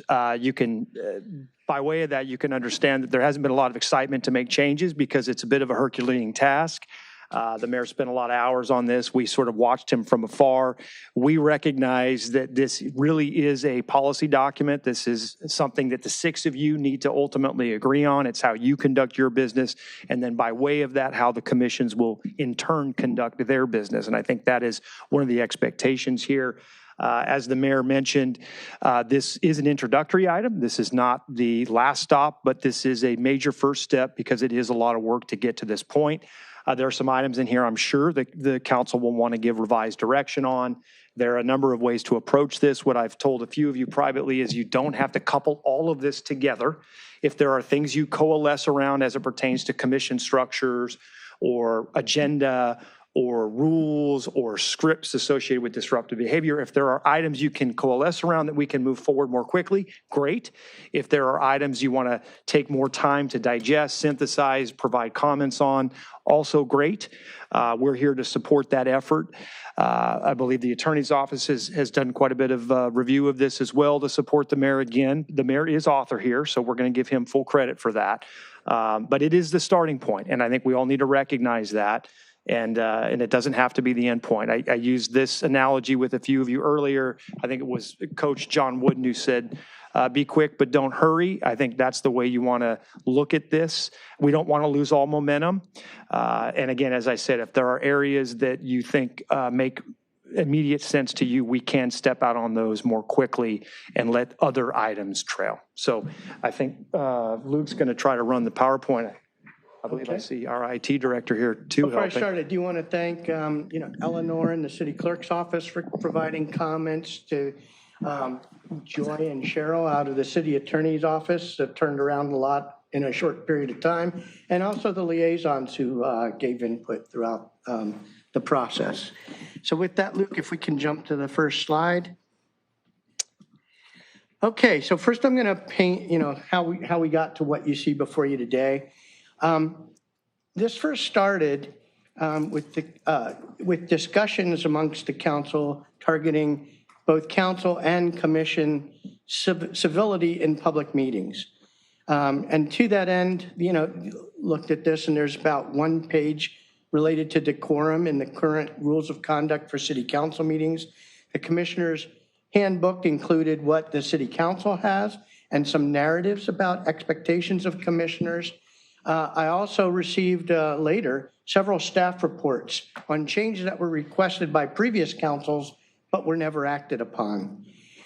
Those items that I reviewed were light on decorum. It provided some guidance on meeting procedures, but it wasn't comprehensive. In fact, the city has never had comprehensive rules of conduct on how we conduct the meetings, which we heard later from previous city attorney Mike Webb. Next slide, please. As this progressed, some of the council's concerns ended up being rooted in the duties and roles of specific commissions. And we do have the municipal code defining commissions. There's Article 2, Chapter 9 on boards and commissions. The first article is uniform codes that's was supposed to apply to all of them. And then Articles 4 through 15 addressed individual commissions. And they discuss creation, membership terms, and powers and duties. Some commissions added more. And then there were many more ordinances throughout our city code that infer or outright define the roles of the commissions. When you integrated across those, there were inconsistencies, duplications, and loose definitions that allowed wide interpretation by individual commissioners, which we started to see on some of the commissions just since I've been on board. Next slide. The third area was actions of the public added concerns with the ability to enforce public civility. We were weak on instructions to the public. We were very light coverage of public comment on the agenda cover. There was guidance in the City Council Code of Conduct and Commissioner Handbook with some reference and guidance, but no meat for substantive action. And when I first reviewed this with City Attorney Mike Webb at the time, he concluded we did not have the public documentation required to take meaningful action to stop disruptions as they were occurring. Next slide. And then fourth, after a near issue at a city council meeting, you'll probably remember the meeting, Chief Hoffman provided me scripts from another city, that was the city of Gardena, that defined statements that would lead to the removal of the disruptive members of the public. Again, with reviewing that with the city attorney, at that time Mike Webb, he said you can't implement without more backup public documentation so that the public knows what to expect as they're going into that. Next slide. And then the last item that led to what you see before you is in his last briefing in April, City Attorney Webb stated since inception, we never adopted comprehensive procedural standards for conduct of a meeting. The council he opined that the council would ask him to adjudicate procedural details against an undefined standard. And his example was, how many substitute motions can the city council have? There's nothing for him to guide us on that or advise us on, because the city had never adopted any standards. He recommended tailoring of Rosenberg's Rules of Order, which is what I proceeded with after that. So just in summary, summarizing that, the project objectives were what I viewed as fourfold: city and commission civility, definitively bounding the scope of commissions, providing the ability to control public disruptions to the extent that we can do legally, and then to adopt formal meeting procedures. So next. So looking across the existing documentation, there is the rules of conduct for council meetings, which I referred to earlier, the Commissioner Handbook, our municipal code, our agenda instructions, the Gardena scripts that the chief had provided me, staff work that had never been acted upon, and then Rosenberg's Rules of Order. So I took those as the root documents, and then if you can go to the next build, I took those and kind of mashed them together, tailoring some of the documents, creating new areas where we didn't have coverage, and integrating and aligning where we did have coverage, but it may not have been in alignment with one another, and there were contradictions or they were unclear. And then the last step was getting staff input and incorporating that in, which leads to what you see before you tonight. Now, in the meantime, there were some things that came out of that. We did vote to disband the Public Safety Commission. From that, I did add some safety tasks to the Public Works and Sustainability Commission, which you should see in your package. There's municipal code changes to eliminate conflicts, duplications, and to define more tightly the commission roles and responsibilities and their purviews, to update a lot of what was in there that was outdated and didn't reflect current practice, and then to improve the Youth Commission, which we actually acted on as well because we had to before we selected the youth commissioners. Updated and added new rules of conduct and decorum. Those were tailored from Redondo Council and Commission documents, as well as the other ones I referenced. I updated the agenda, which I'll talk about in a little bit more, at least a recommended agenda, and updated the rules of public participation, conduct, and decorum, incorporated those into the agenda and into the rules of conduct and decorum, and then authored, with the help of the city attorney, scripts and actions, which I coordinated with PD and the city attorney related to disruptive behaviors. So all those products, as far as I can tell from all my reading across everything, are integrated and in sync. There may be some ordinances I may have missed that are buried somewhere else that I did not uncover, but I think it was probably the most thorough scrub we've had in decades. So next slide. So now I'll break down what the changes in the documents that you see before you. So first off, rules of conduct and decorum. I wanted to make sure we had the authority to do that. And it's clearly covered under City Charter, Article 9, Section 9.8. The City Council may establish rules for conduct of its proceedings.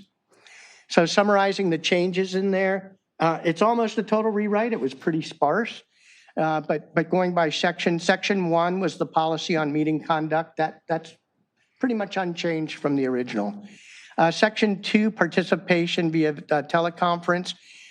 There are minor mods to that. Originally, I didn't want to change it at all, but city attorney came back with comments, so we incorporated those for you to contemplate. I do have a question here that I'd like guidance on. I've had some discussions or inputs that the council might want to consider cutting off teleconference participation for the general public. And I'll come back to these questions in the end. This is just to front load them so you're starting to think about them. Section 3 is the rules, guidelines, and procedures for conduct of the meeting. This is mostly new. It's a tailored version of the Rosenberg Rules of Conduct in fairly extensive detail, built around a standard agenda, including hearings. It does establish, we had discussed previously about wanting to be able to curtail a meeting. Right now, that is in the rules of conduct, but it's set at 10. I'm recommending 9:30 for that to decide whether we truncate the agenda or continue the remaining items. And regardless, if we vote to truncate, if we haven't had public participation on non-agenda items, you still have to have that before we can cut off a meeting. It emphasizes the role of commissions and staff liaisons and emphasizes a limit on the commission authorities. It describes the procedures for and the types of motions that you can make, and it defines rules for public participation. I did get one recommendation from the city attorney that I did not incorporate, and that was, does the council want to adopt written records of ex parte discussions similar to the Coastal Commission? On every item or public hearings? Well, ex parte is only for public hearings. So my recommendation, I don't want to discuss that right now. We can get into the details later. My recommendation is obviously not to do that, but I'm open to the council's inputs. Does that mean you document in writing what your ex parte communications were rather than announcing them during the meeting? Yes. Yes. The same kind of that. Seeing as it's all being recorded. So the point of ex parte disclosures is to disclose what it is you're considering in a public hearing. So it's about transparency. So as it is now, and I recognize that that's how we've been doing it, it's minimal. So it could subject us to some liability if there was not enough transparency, but there's a whole range of the types of disclosures different agencies do. And the Coastal Commission is probably on the far end of that range where they do write down who they spoke with, what they spoke about. And so that's really just disclosing what it is you're considering for the public hearing. And it's a detailed description of the conversations, not just we talked about the issue. It's, what were the positions being advocated by the individual. And I will tell you the reason since we're going into it, the reason I'm against this is having worked with the Coastal Commission as a member of the public and trying to talk to them about issues that were coming up related to Redondo. A lot of the Coastal Commission refuses to talk to anybody. They limit their conversations with the public because they don't want to write these disclosures. So what we saw happen was the big companies that can afford to hire consultants that are generally former commissioners could get in and make their positions known, but Joe average resident would get pushed off because they didn't want to take the time to document the conversation. That was my rationale, but this is going to be your code of conduct, so depends on what the council wants. Was your advice just for the written record part of it or also the timing of it? Because I know Coastal Commission requires rapid disclosure of it between meetings. I have no position on that. That would be a decision for you. What's challenging to me about that, if I may, Mayor, is imagine that we're conferring about the budget. Councilmember Barrett and I, we come to the first budget hearing. We have a draft budget that we're working on. Now, I mean, we end up reading it at the end of the meeting, but do we just we have to file that whole draft, work product, if you will, because it's something that, we've gone through. And alternatively, how do I summarize our discussions to that point regarding the budget? And that would be a policy call for you. The level of disclosure that you want to disclose right now, what you're disclosing is, I spoke to this person about this. So it could be up to you. Okay, thank you. And perhaps we could limit it to appeals rather than, any hearing, specific types of hearings. Sure. Because I think that's where we'd be more exposed is during the appeal process. Yes. Okay, next. Okay, I'm not going to read this whole page to you, but Section 4 describes the rules of conduct, decorum, and courtesy, defines public comment, enforcement of the conduct, scripts for meeting disruptions, and rules of decorum and courtesy. And I covered all these topics that, and that we've actually, I think I cover this later, but we've actually rolled those out. We put the general description out in front before the meeting. And then I do have a script here that we developed with the city attorney and police chief's input. So that we've implemented, but obviously we should probably document that in policy. Section 5 is the courtesy, decorum, and personal conduct of councils and commissioners. And this is the one, I'm not going to read through all these. These are the topics I addressed based on other documents, hearing from the council, in open session on concerns they had with some of the commissions, and then private discussions with individuals of the public. So these are the items that are addressed in there. Next slide. The standard agenda, I made some limited suggested changes. Again, added the rules for public participation and their consequences of violations. Cleaned up the items such as, I don't know why it's in there, but every meeting we have closed session, it says we're going to do Pledge of Allegiance before we adjourn to the closed session, and we never do that. I also, based on inputs from what I thought I was hearing from the council, moved to earlier start times. These may be too early, but I recommended 3:30 p.m. for the closed session and 5:30 for the open session. This would provide us 2 hours for closed session, and it does get us to end at earlier hours, although that hasn't been so much a problem with the current council. So I'm open to inputs on that start time. I would recommend that we extend the time for closed session prior to open session, because we are frequently running up against that deadline, and I think forcing some decisions quickly that we should deliberate a little more in there, because we don't want to come back after the open session's open. It expands the mayor and council referrals to include referrals to commissions and subcommittees. This better reflects best practice. Right now, it just says referrals to staff. And then the question is, I posed, what do you guys want? Do you want to change the start times? And if so, what's your recommendations? Next slide. The scripts for disruptive members of the public. This is completely new from what was implemented, but we've already been working to this, and I think you've already seen them. Again, we use the City of Gardena scripts as a point of departure, but it is altered significantly from the City of Gardena. And I did sit down with both the police chief and with city attorney to develop these. It provides individual scripts for people who refuse to give up the podium, for disruptive individuals, for disruptive groups, and for disruptive remote participants. And generally, it provides several warnings for disruptive members of the public, culminating in asking them to leave. If they refuse to leave after the warnings and the request to leave, then we would clear the Civic Center of all personnel and then bring back everyone except the disruptive member. And at that point, we would prevent that disruptive member from re-entering. So that's the general form of all these except the online person you just cut off.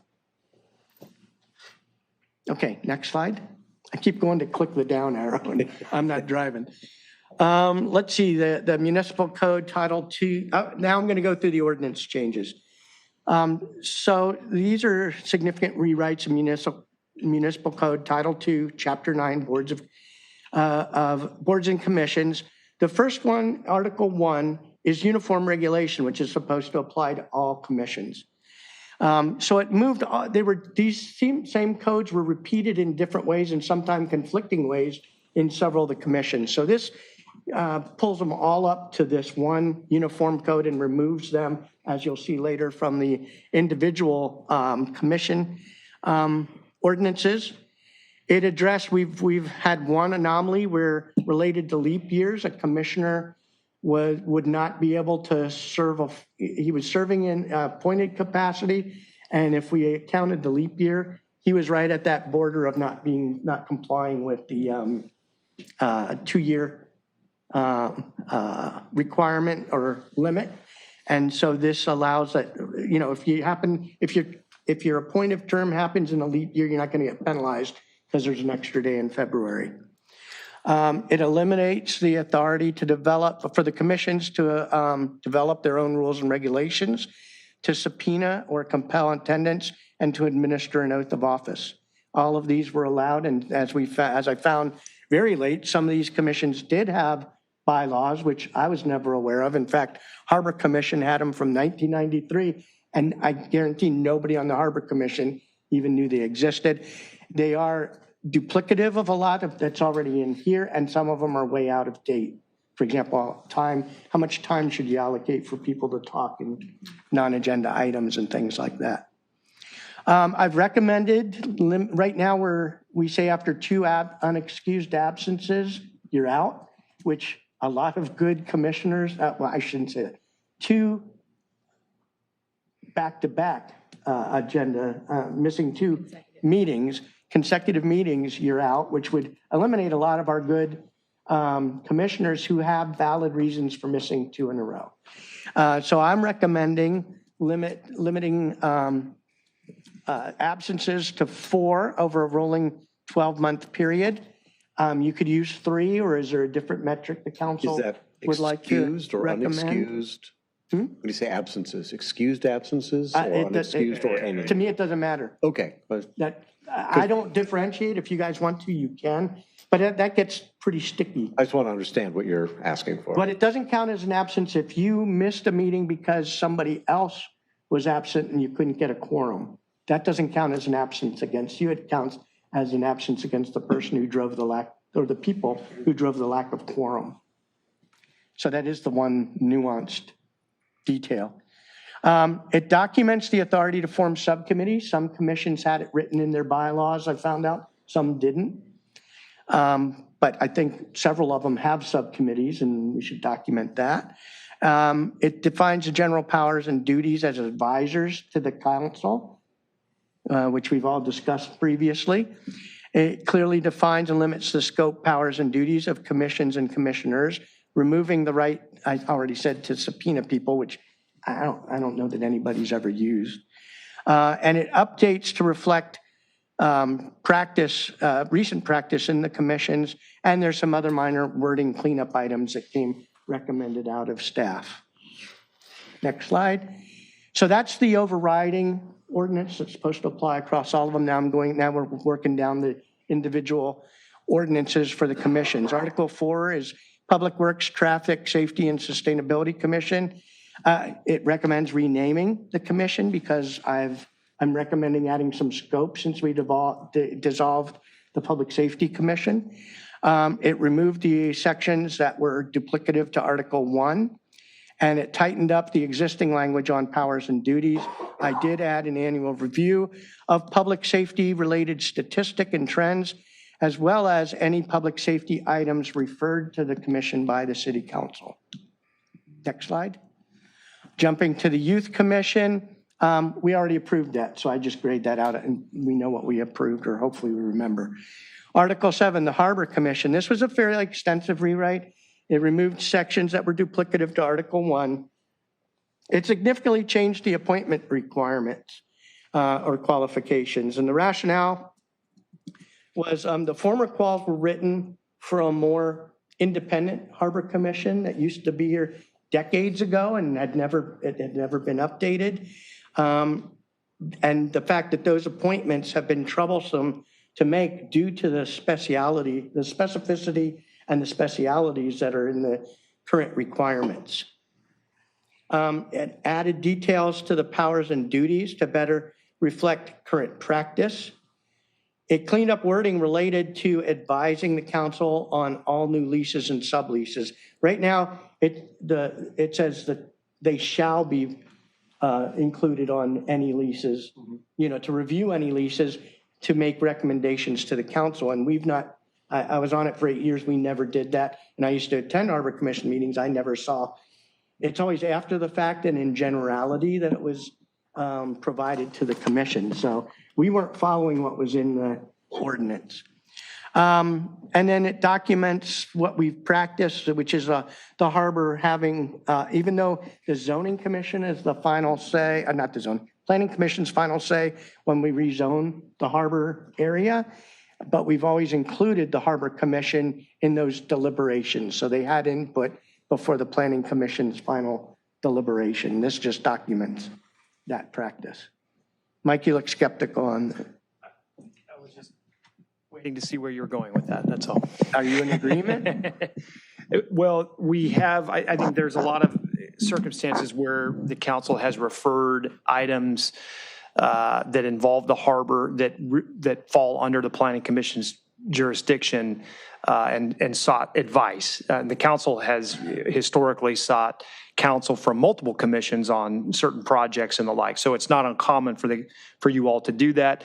I'm not sure necessarily we have to document your ability to make those referrals. This, I think, is going to be more specific. I haven't looked at that specific section. It is, and that follows like when we did Measure G, I know I spoke at the Harbor Commission and the Planning Commission. Right. So, and then with Measure C, contemplating change, the reactions to that, I attended both. Yeah. So, yeah. So this will be, I think this is a more prescriptive change, I'm guessing. So, yeah, I'm sure we'll look at that here in a little bit. I mean, personally, I would want the Harbor Commission to weigh in on zoning changes to it because they have the best understanding of the operation of the harbor. Typically, that's been done by the city council making referrals under the city council's jurisdiction to do that. Either that or by way of staff who have sought that advice preemptively, and we have done that many times. Yeah, I mean, you know, I don't want to speak to zoning, but a great example is Seaside Lagoon improvements, right? It's not uncommon for us to have the Harbor Commission weigh in, as well as now it would be the Public Amenities Commission, or back then the Recreation and Parks Commission. So sometimes we'll do it just by way of anticipating you're looking forward to that advice. This, I believe, though, is a little bit, I think it's more prescriptive to that requirement. With respect to zoning changes. Right, yeah. Right. Which don't happen that often. Right, that's my point. Yeah. And every time I've experienced them, right, I've had to go to both. Right. And that I can't recall a time where a change to the zoning in the harbor area didn't ultimately go before both commissions. Okay, next slide. Let's see, the next one was Public Safety Commission. That ship's already sailed. The next is the Planning Commission. This was a substantial rewrite, but it's not a substantial change to what the Planning Commission does. What it did was basically just refer to state law and our local ordinances on their duties. Well, you know, that means that the commissioners would have to individually go through the city ordinances to find out what applied to them. And as I found when I researched that, it was more extensive than I knew. And I've been involved in city stuff, you know, since 2000, and I didn't realize it. So what it does is just capture those ordinances and spell out like a rough description of what it is and refers them to the detailed ordinance. So it doesn't require them to do all that homework. And it expanded the section on powers and duties. So, well, like I just said, so they're not required to search the entire Muni Code. Next item. See, Budget and Finance Commission, I didn't make too many changes, just some changes for consistency with the other commissions and the overarching section. Cultural arts, eliminated, there was an original term in there that was meant to stagger the first participants in that. Well, that ship has sailed, so we don't need that anymore. It added some leeway on the commission qualifications. I felt they were too tight, but you guys can review that and see if you like the way I've expanded it. And it eliminated, right now it's written to relieve them from monthly meetings. Well, now the council has subsequently approved a method at every meeting to address whether you're going to have the next meeting and for the commission to vote on it. And so I eliminated that relief, and they still have the means to eliminate meetings when they aren't, when they don't need to have them. And then they talked about having special meetings, and they went into a fair amount of detail. But what the rewrite of Article 1 already permits them to call special meetings. So I removed that. Next slide.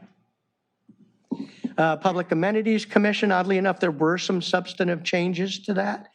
Things like we said that they will go get contracts to do certain things, which they don't have the power to do. So I changed the wording on that. You can look at that. It's meant to cover the intent of covering the topic without directing them to get contracts and approve contracts and things like that. And it incorporates some other substantive changes recommended by the staff, and it reflects the actual duties of the commission.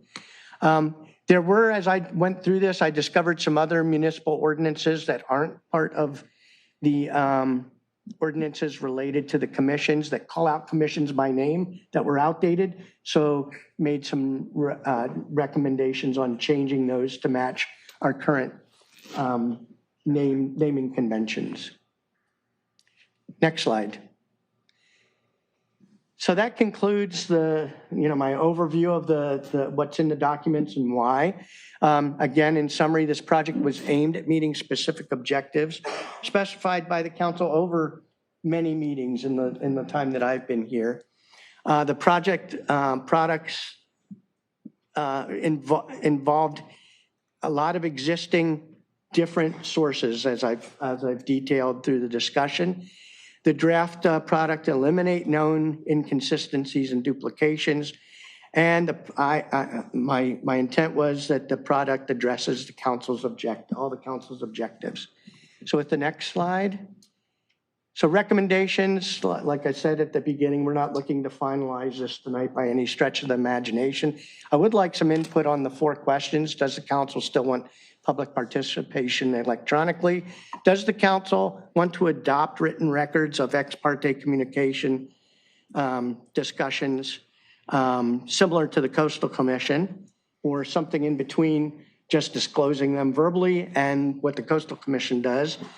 Do you support the council, my recommended suggested start times and the 2-hour window for closed session? And, what number of absences per year should be grounds for removal of a commissioner, or what is another objective standard that you might want to recommend? And then finally, recommend we continue this item to a future meeting to give the council time to review and develop specific recommendations. And I have a slide at the end, a recommendation on how we move forward. So next slide. So my recommended path forward is that you each take your time to review this over the next week or so and provide me some written recommendations. I will track those comments in a comment verification matrix, and I've included just a sample. I use these in the federal government and in industry for quite a number of years, and it's a very successful way to integrate a bunch of inputs on a complex document. And to show how they were resolved, how those comments were resolved within the final document.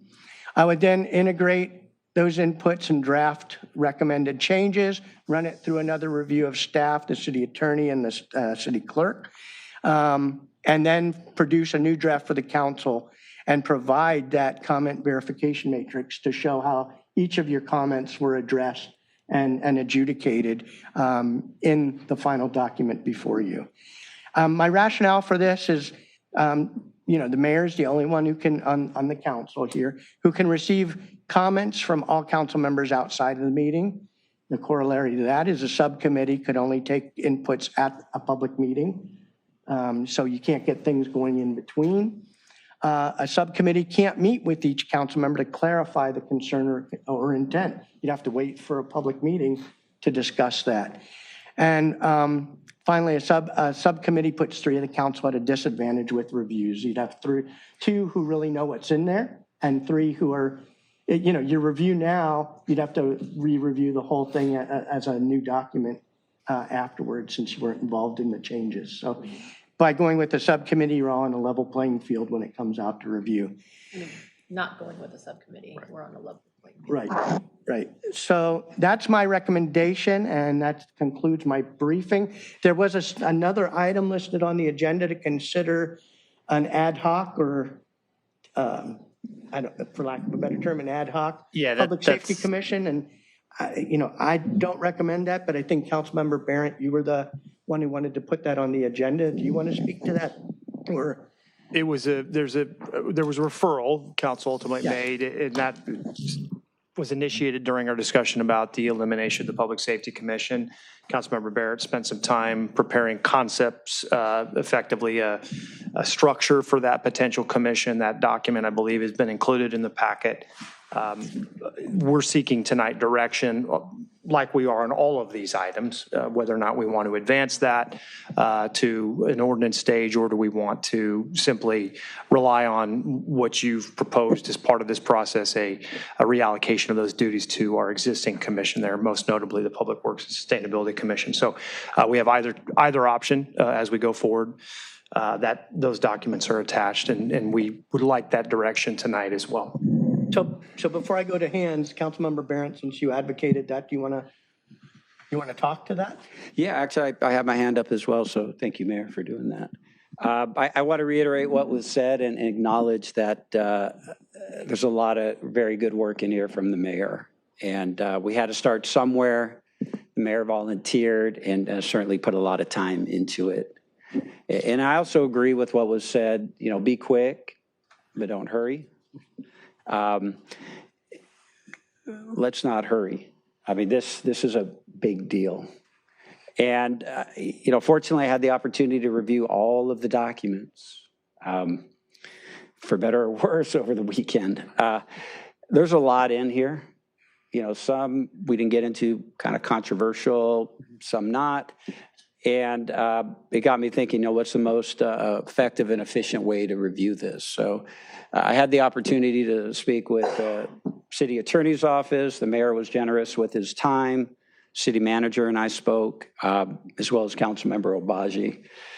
And, you know, in deciding, you know, where do we go from here, it led me back to the charter, especially after speaking with the city attorney's office, which says the city council has exclusive jurisdiction over formulating rules of conduct for our proceedings.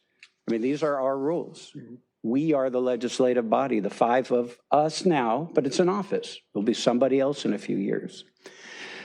But that's our task, that's our duty for us as a council to do this. The same with the commissions. These ordinances, you know, bless the mayor for what he's done. He's put time in. You know, there's some stuff in here not controversial, some unprecedented. And, you know, so how do we do this? If you're unlike me, hopefully you had a great weekend and didn't review all this stuff. And so, you know, speaking with Councilmember Obaji on this, it does seem, certainly want to hear from the council, that a subcommittee would be a good way to go, not sort of subcontracting out our duties. Let's have the mayor involved in that. I know from the last slide, there's some reluctance, which I appreciate. But I think what we can do is, we've had this great introduction tonight. We have, you know, let's take a week or a couple weeks for everybody to read through.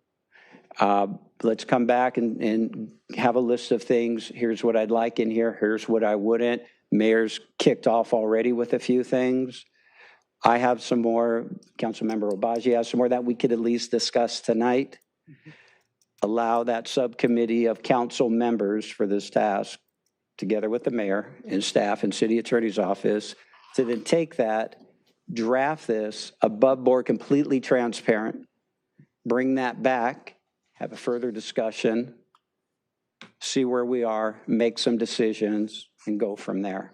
And, you know, as much as I trust and respect the mayor, and I continue to, I'm, you know, a little uncomfortable with, hey, continue to, you know, at this point, we've got to step up and take care of those things. So that's kind of at a high level how you know, I wanted to propose that.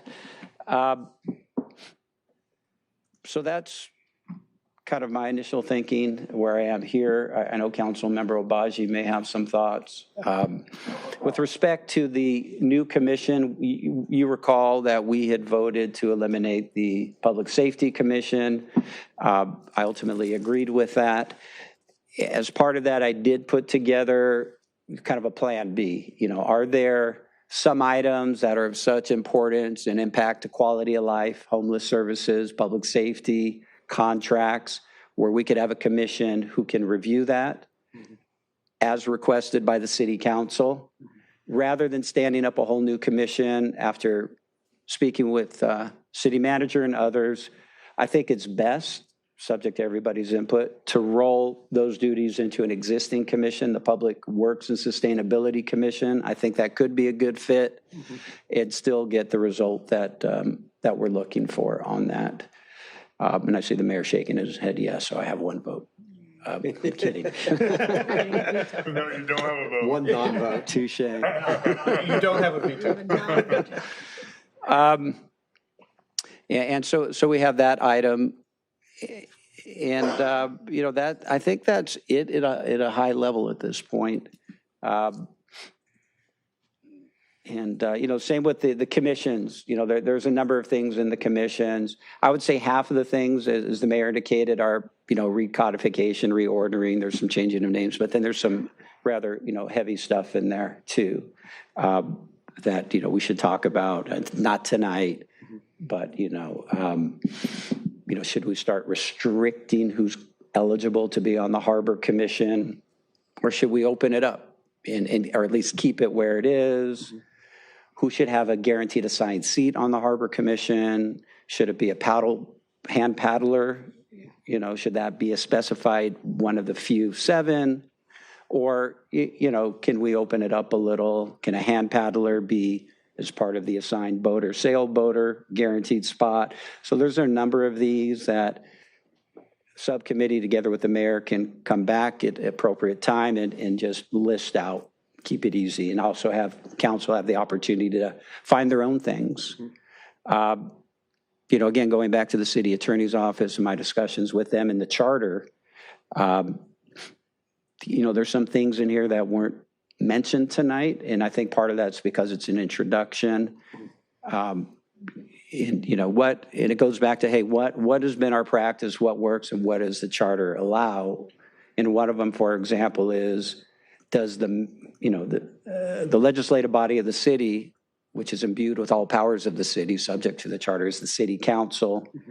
And the city council is the one that makes motions, seconds motions. Just the way it's written, these weren't my rules. The city council's sole employee is the city manager, who reports back directly, responsibly to the city council. So there's this council manager form of government. So a few things in here we should discuss that were included by the mayor, I think, with good intent. Does the mayor get to make motions? That's part of what was proposed in here. Giving that some thought, I would say no, because the mayor is not a legislator. The mayor has other defined powers. Veto. Hey, if there's a tiebreaker, the charter says, okay, go ahead and give a tie-breaking vote.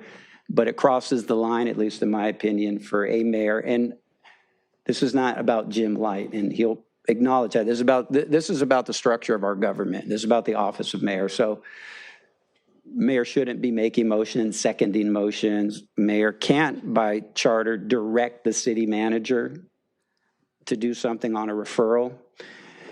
But what has worked, in my opinion, is what I think Jim Light's exemplified is, can I get a motion? Can I get a motion? Can somebody please make a referral to staff, right? And that seems to be the right way to go. And I think we should keep it that way. But I haven't heard from the rest of council. That's in there. That probably should come back if council agrees. And there's other things. So that's why I make the proposal I make. And I appreciate you, Mayor, giving me some time to speak on that.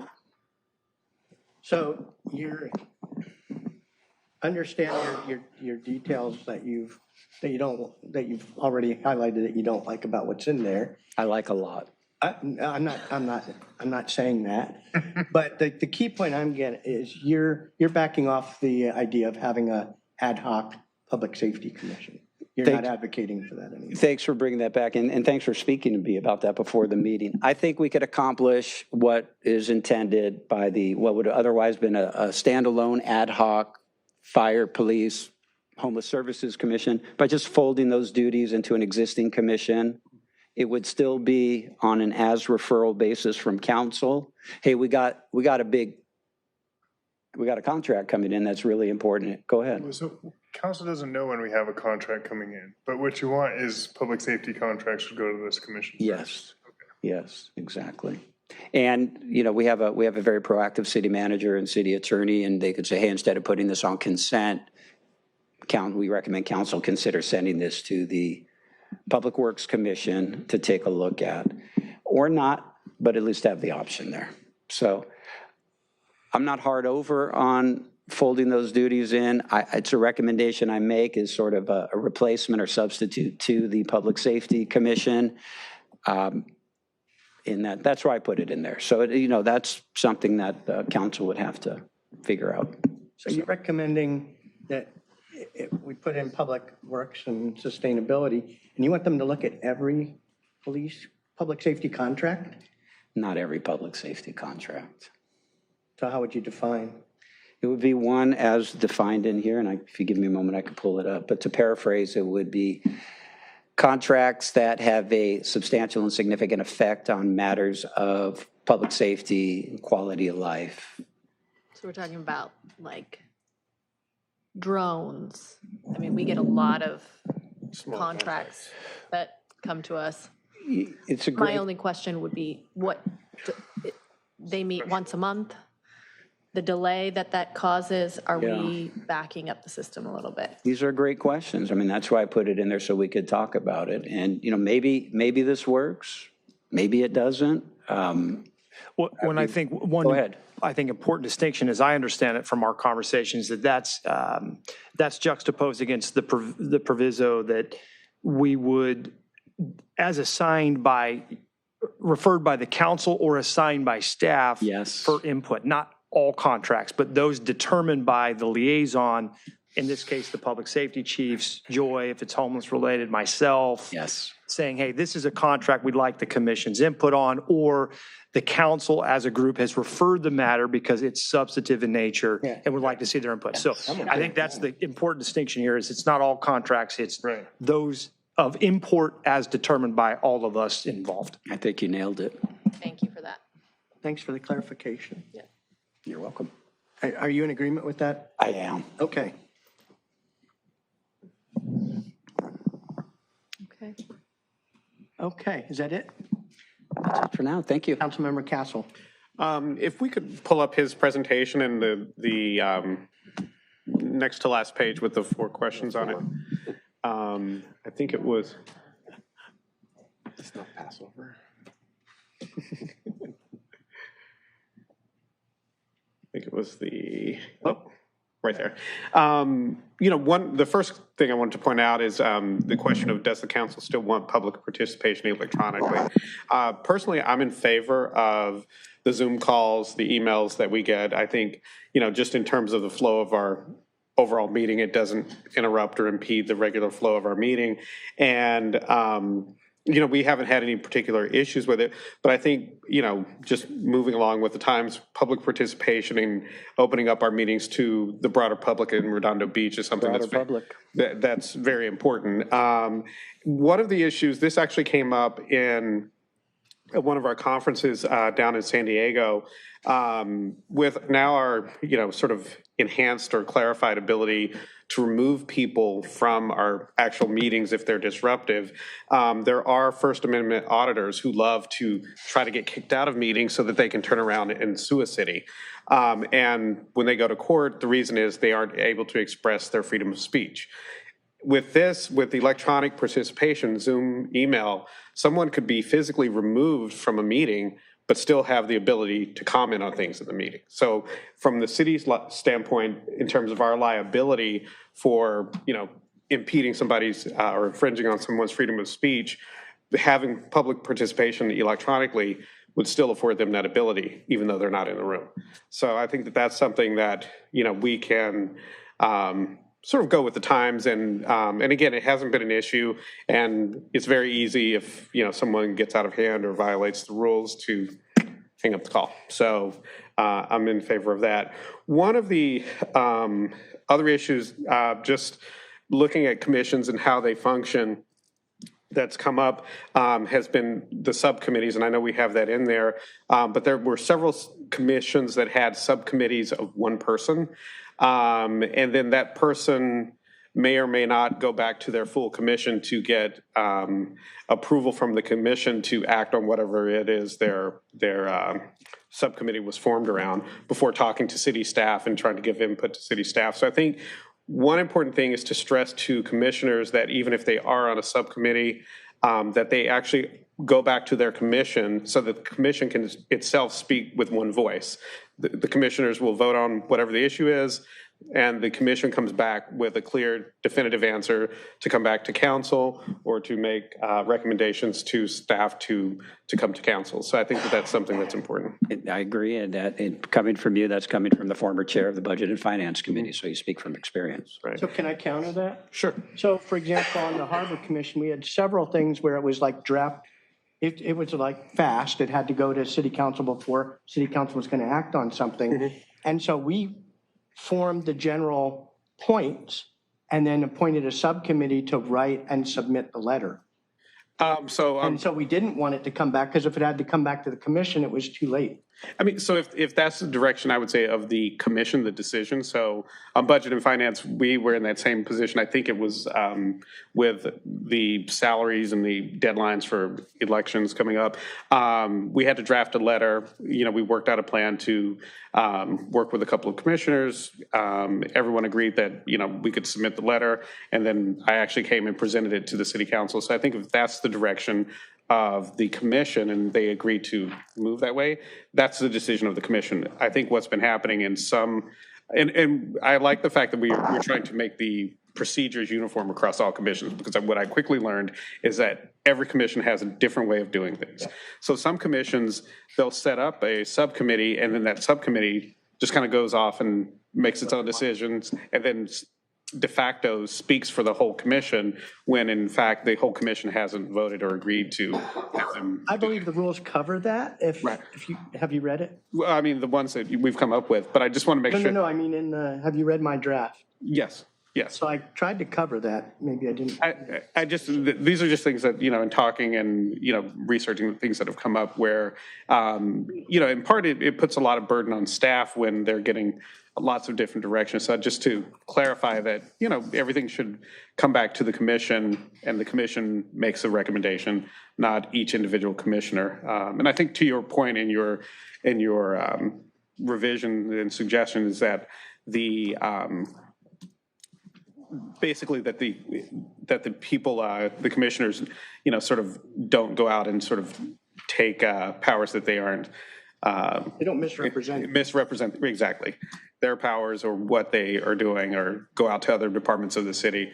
But just in general, I think if the commissioners just keep in mind that they're speaking as one voice as a commission and not as an individual, I think that that's something that's important.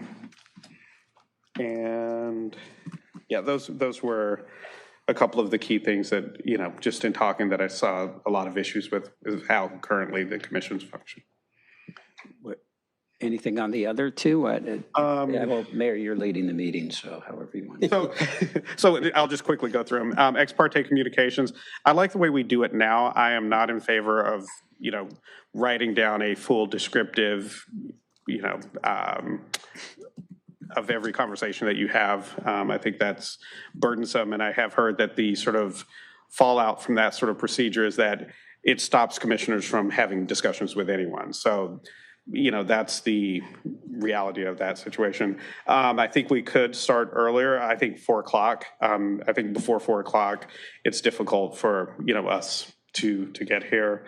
4 and 6 seems to be fine. And then sorry, what was that? On starting times, 4 o'clock and 6. I think before 4 o'clock, it starts to get difficult for us to get here, just given that we have jobs outside of council hours. And then, and then you know, at 6 o'clock, I think 6 is better than 5:30, again, for the public to get here as well. I think 6 would work better than 5:30. I'm happy with that. I just wanted, I'm glad you're considering the 2-hour window for, because I do think we're too compressed in there. Right, and I think, I mean, we did move the start time to 4 o'clock a couple of times when we had a large agenda. Right, so, I mean, that seemed to be okay. Could I ask you about that? Sure. And maybe by asking the city manager, if we were to keep it at 4:30, would you still retain the ability to say, hey, we need a 4 o'clock meeting? And that way, or vice versa, if we move it to, you know, an earlier time, you could say, hey, we don't need the earlier time this week, be here at 4:30, or does that become too cumbersome? So No, I mean, we can adjourn our meeting to whatever time you like. You always have that right. I think this is meant to sort of set the perfunctory standard, and then we would pivot from there. But I would suggest that we make clear that we have that flexibility under whatever circumstance and outcome we have here. Because I do not think every week we can say with certainty that we're going to have 2 hours of closed session material. I can say that we will have it on occasion. We might even have 2.5 hours of closed session material on occasion. And I think we've been pretty good about pegging that. But I would love that flexibility to continue. To go to 4 o'clock?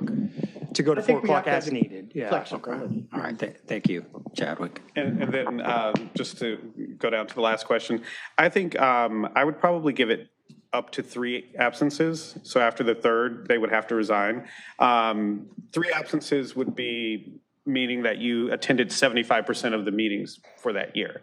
And as a commissioner, they meet monthly. If you can't make 75% of the meetings, you're effectively not contributing your expertise to that commission. That's my concern. So I know people have issues and may, conflicts and illnesses, but if you can't make 75%, do you really have time to be a commissioner?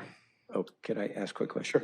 Sure. So what you're saying is kind of resonating a little, which is, let's say a commissioner, God forbid, has a health issue, and they're like, hey, I couldn't make it. Then it begs the question, got it, yet we still need an active commissioner. You're not being punished for not being here. It's just, or for your medical condition or whatever, it's just, we need somebody in this seat. Is that kind of the thinking of reducing it to 3? To 3, yes. And I mean, if you had a medical condition and you were out for 3 months and it's, within a year, I mean, you've missed a large portion of what that commission is actually doing. Okay. And you're not contributing to. I wrestled with 3 as well. 3 or 4, I chose 4, but I'm okay with 3. There is the proviso, though, if there's an extenuating circumstance, the council, with the mayor's recommendation, can reconsider. Right. So I think there is flexibility. Right. I think flexibility is key, just depending on what that person's going through. But again, if, and in the past, there were commissions where people just weren't showing up. And I think, that's really what we're going after. If you just don't want to show up or can't. And just one nuance, just to highlight, it doesn't count as an absence if the whole commission is forced to stand down because there's not a quorum. It only counts against those who drove the lack of quorum. Right, exactly. So, I mean, I would be fine with 4. I'm just thinking, if you're only attending 2/3 of the meeting a year, that doesn't sound like very much. So it's, between 66 and 75%. And so. No heartburn with 3. Right. And that's what I have. Okay.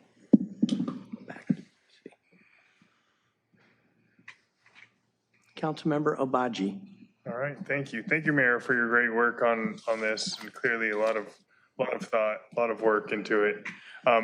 My first thought of council rules came about probably years ago after I felt like there were no rules instilling civility among council members, ensuring that council members weren't attacking other council members, and so on and so forth. And so I felt like we needed some rules. So I'm glad to see them finally come forward. Now that they're here, I'd encourage every council member to think about, obviously, you all had different times on the council, but like what rules do you think should be here in the council rules? So one, for example, I don't know if it's anywhere else in any of the rules because I haven't reviewed all the materials, but this whole idea of we can have a motion, we can have a substitute motion, we can have a substitute as a substitute, but that's it. That's in there. That is in your rule, what you drafted. Yes. Yes. Okay. Based on right, practice. But it wasn't in there before, Correct, right? correct. Okay, cool. So stuff like that I think is helpful to have. On the subject of the mayor making motions, I think we do have to think about this as Councilmember Barrett said, in terms of the office of the mayor.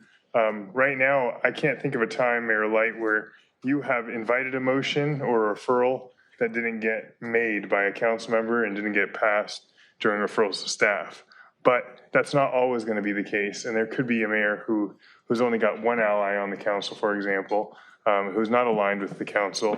And it would just consume one of those 3 motions that could be made. If the mayor is making a motion and then getting a second from a council member, and it is really the role of the council to make the motions and the like. And I think that the system that we currently operate on, where you invite a motion to do such and such, is working just fine. I think when Councilmember Barrett and I discussed the subject, we had wanted to make sure that every council member has, and this happens this happens automatically here and now, but in the future, that every council member has an opportunity to speak on a subject matter before it's voted on and the like. I think I would like to see, I don't know if anybody else would, but at some point, you know, when conversation about a subject matter drones on and on and on, I would like a council member, or maybe it's a council member with a second, has the ability to call for a vote and then actually force a vote on a matter. Actually, according to the rules, That's in there. can do that. If it's getting repetitive, Right, the and it's mayor not can. adding to it. Right. And then if I don't enforce the rules, it says you guys can. Make a motion? Yes. Okay, all right. So we make a motion for a vote? These are under your rules or under the existing rules? There's a lot of this has no existing rules. This is under what I'm recommending. Okay, got It's it. under whatever the guy's name is. Rosenberg's rules, okay, excellent. The things to make the meeting go forward are just to summarize, again, I forget the guy's name. Rosenberg. I kept wanting to say Robertson. Rosenberg's rules. Because there's Robert's rules also. Right. Yeah, I know. Now you just screwed me up again. Things that keep the meeting moving forward are generally under the purview of the chair. Right. Right. So there doesn't have to be a vote. But if the chair is not, following those things to expedite the meeting, the council, the body can always vote to make a motion and vote to force the chair to do that. Okay, got it. That sounds good. Obviously, I would want council members, the mayor, commissioners, all to be respectful and professional with both city staff and the public, and prohibiting any form of abuse, harassment, or badgering, which some I've seen. Commissioners have loved to badger or cross-examine their city staff. And I think that's it. Where are you on ex parte? I don't see detailed disclosures as workable. I mean, I could imagine if we were to try to summarize our budget discussions or any other, there's something we might miss in our disclosures, and then it would be an incomplete. I think identifying who you spoke with, a lot of the time we'll identify what it was about, but inevitably it's going to come out, right? Yep. The start time, 4 and 6, the way Councilmember Castle recommended. Are you good with that? I'm fine with 4 and 5:30 maybe, or just try to start a little earlier. I've wanted to start council meetings earlier for a long time, but just because we had historically run so late, doesn't seem like it's happening. So I guess I'll ask the city manager, do we think we're going to go back to a time of going till midnight on a regular basis, or do we think we're going to? It's these new councilmen that are This so doesn't efficient. include budget? Is that what? No, I mean, this council moves very efficiently. I'm not as concerned about that with the current makeup. But again, you're writing these rules for now and into the future with an assumption that we're also writing them for your successors. Remember, the last time this was updated substantively was in 1977. So this group, I don't have that fear. Previous councils, absolutely. What that would force, though, Councilmember Obaji, is if we decided we wanted 2 hours for the closed session, it would have to be a 3:30 start at that point. 3:30. And we've, as a rule, if there's one we go long on, it tends to be the closed session. And I've put pretty strong rules about at 9:30 we stop to assess what we want to do for the rest of the night. So I think we kind of capped the end game. City Attorney Ford, do you see our closed session docket getting larger, staying the same, or unpredictable based on the number of lawsuits we face? It's unpredictable. All right. Okay, so I'm flexible. I'll deal 4 o'clock, 6 o'clock, 3:30, 5:30. I'm fine with either. I will say, going back to your rules, the portions that I did get through, the initial portion about the teleconferencing rules, I would just strike that whole section out, because I have reviewed the Brown Act for the COG or otherwise, and they just changed the Brown Act actually to increase the number of remote appearances that you can have for just cause, depending on how many meetings your council or committee has per month. And then our rules would be out of sync with what the state law rules are. I find the state law rules to be adequate. I don't think that we need to be defining who gets priority if 3 council members decide to write in and say they want to appear telephonically, because I don't think it's ever come close to that. I don't know that we've had even 2, but if so, then I imagine the clerk would exercise her discretion to allow the first 2, or. Yeah, we can't have 3 because we have to be in here to start per the charter. Right. So, but 2 is not an issue. And I think, council member, if we're discuss all our discussions, I think we have some concern that what the Brown Act says is that a quorum have to be in the jurisdiction, not to say that a quorum have to be here at the dais. But, so for example, if I were to call in from home in Redondo Beach, then that would count towards quorum. But in any event, I would just strike that whole section out. So that's all. If I could pick up on that quickly, Mayor? Yeah. There were a number of instances in the proposal where there's kind of a copy and paste from various, and well-intentioned copy and paste from various portions of the government code, and that thing changes all the time. So there's definitely some streamlining that could be done in there.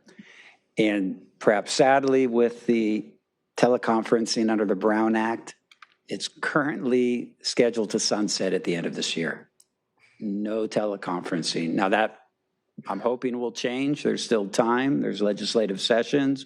But to Councilmember Obashi's point, there may be no teleconferencing for council members come January 1. So these things keep changing, and it's best to have perhaps the rules that don't pin us down with an outdated statute. So, yeah. That's it. Okay. Let's see. You're okay, you want to keep public participation electronically? Yeah, for sure. It hasn't been overwhelming. And I'll say on the Public Works, Safety, and Sustainability Commission, I would not include traffic in there. I mean, because traffic is a function of Public Works. It's how are the streets operating and so on and so forth. That just, It's already in there. I mean, they could have the purview of it, but not in the title. Not in the title. Not in the title. And then I do want to be clear that they're not going to have I don't imagine them under this iteration, I don't imagine them having a public safety item on their agenda every meeting, right? Nope. Okay, all right. So I think your explanation, articulation of when they would receive an item is great. And for us to have an option, if something of a public safety nature came up that we thought could be controversial or needed some resident input, that we could then send it to a commission that has jurisdiction. I think that would be beneficial. And absences, are you at 3 a year? Are you in agreement with that? Or? I think your point about 3 absences is great, Councilmember Castle, that's 75% participation. So I'll go for that, 3 or 4, flexible. And I do favor, a subcommittee, maybe Councilmember Barrett and I, because we've already spent a little bit of time on it, taking your draft, redlining it, and then coming back with that, maybe filing it next week if we can, or the week thereafter, and then everybody can look at it and make their red lines to it. And then we can come back in about a month or so with something that's a little more tightened up. Would you run it by staff? I'll run it by you. We'll run it by you, run it by anybody who wants. Staff, city attorney, absolutely. And we have a commitment that You just can't come to us, right? Yeah, Right, just them 3 we got to keep it from. And they can't submit to you. Yeah.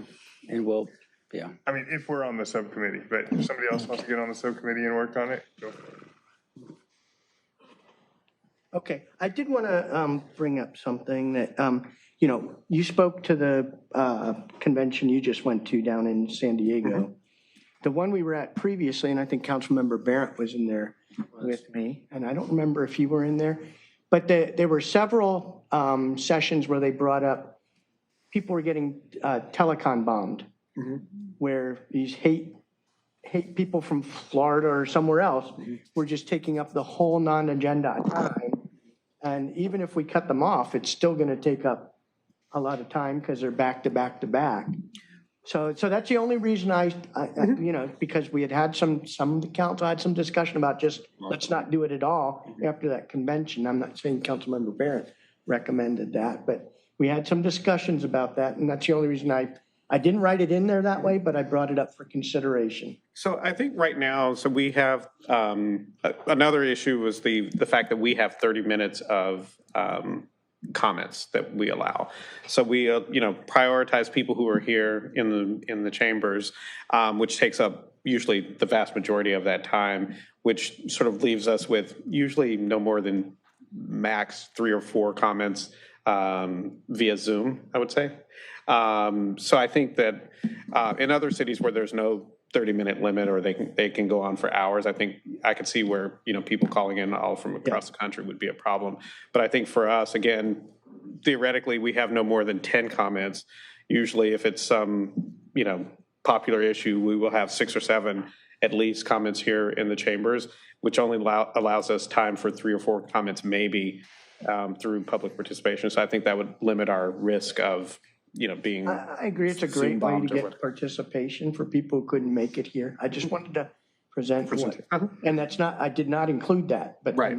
I'm just bringing it up. I mean, now that you say that. And we do have the means to cut it off. Right. Which we didn't before. Right. And I like that fact. So we do have, I think we actually have more control over the public participation through Zoom than we do of people in the room.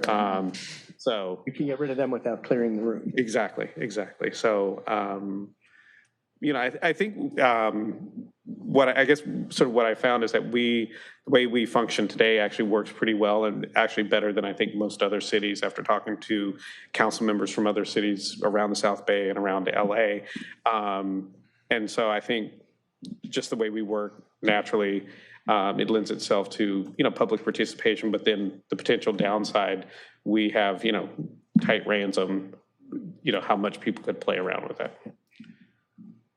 So, okay, Councilmember Waller. Thank you. Let's see, I don't know what order I'm going to go in here. Starting with the idea of the ad hoc public safety commission. I take what Councilman Barrett has to heart, and I'd say I generally agreed with almost everything that he talked about there. As long as our referrals to the Public Works, Safety, et cetera committee doesn't overburden them. That's my only concern, is that there could be, that would be the whole reason to have this ad hoc committee, was to let that commission that's been existing just do their job. Now, if they feel that they've got the bandwidth to do it, then I'm okay not creating that new commission. But if there's any concerns from them, I don't know if they've been asked, if they think that that's adding anything to them would be an issue. And we cannot, this isn't the last day for us to do anything. So I think we have time to hear from them and get some input to see whether it might ever need to come back as an ad hoc committee. Can I address that real quick? Sure. So right now, the Harbor Commission gets periodic reports from, I think it's quarterly, which we've not required in here, but fire and police statistics in the harbor on crime trends and enforcement trends. And that hasn't overburdened that commission, and that's kind of what I proposed, plus anything the council or staff would specifically ask them. And one other point I think it's worth noting along this line of inquiry and thought is the Public Works and currently Sustainability Commission, perhaps Safety Commission, a lot of the work that they do pertains to traffic and traffic engineering. That's already something that I think is appropriately assigned to that commission and has had some overlap with the previous Public Safety Commission. So I don't see from staff's perspective us loading them up with work beyond their capacity, but I think your point's well taken. We need to be judicious in any referrals to them along the public safety lines. But I think the vision here is a fairly, I don't want to say Spartan, but it's not a high frequency volume of work for them from a safety standpoint. And so I think it's fine as is, to move and let's instead of creating something because we think it's needed. Let's see if it's needed before we create it. As for having the subcommittee look at things versus having it all go to the mayor, those two proposals, if indeed that subcommittee can have a 1 week turnaround, that seems fine. My only worry was the subcommittee would be, now we've got a 1 month delay, and yes, we don't want to be too quick, but we still want to move forward. So if you believe that it's a quick turnaround like that, then I don't see that as being a huge delay, because that's almost like having two members look at it together and the other three look at it separately, which is what we did for budget, and then coming back to the meeting. So it's not that you're coming back and saying, here is the be all end all, we're done. No. It's just, here we put two heads together, here's what we think, and we'll still have our inputs. So my only caveat is, and I think we should run it through legal and staff. Sure. That's pretty constrained to get it on a Tuesday agenda, which means it has to be in by Friday of this week. Well, we're dark on Friday this week, so I think realistically, we probably ought to anticipate a September 16th download from the subcommittee if this is the way the council goes. Okay. Frankly, I'd rather get all of your inputs and look at them in parallel and come back with the recommendation. I think we could still give you our inputs. Bites at the apple. We could. I think even if the subcommittee works, we could still, go a couple of rounds. And I think, you did the lion's share of the work, sort of putting this all together, and then especially if we get, red line copies back, to see what changes you've made from this draft, going forward. I think that's fine. Thank you. Couple other comments on the comments, I guess. As for the mayor having the ability to make a motion, I would agree that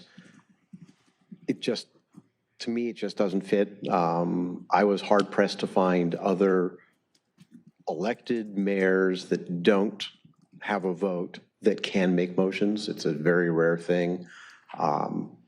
And with the fact that in a good organization like we have now, if the mayor says, I would love to hear a motion of this, or would somebody like to make a referral to staff, we're doing that. And of course, I understand 20 years from now, we don't know what they're going to be doing there, but I don't see that it's a problem at the moment that needs fixing. So I would be a little bit hesitant to add that duty.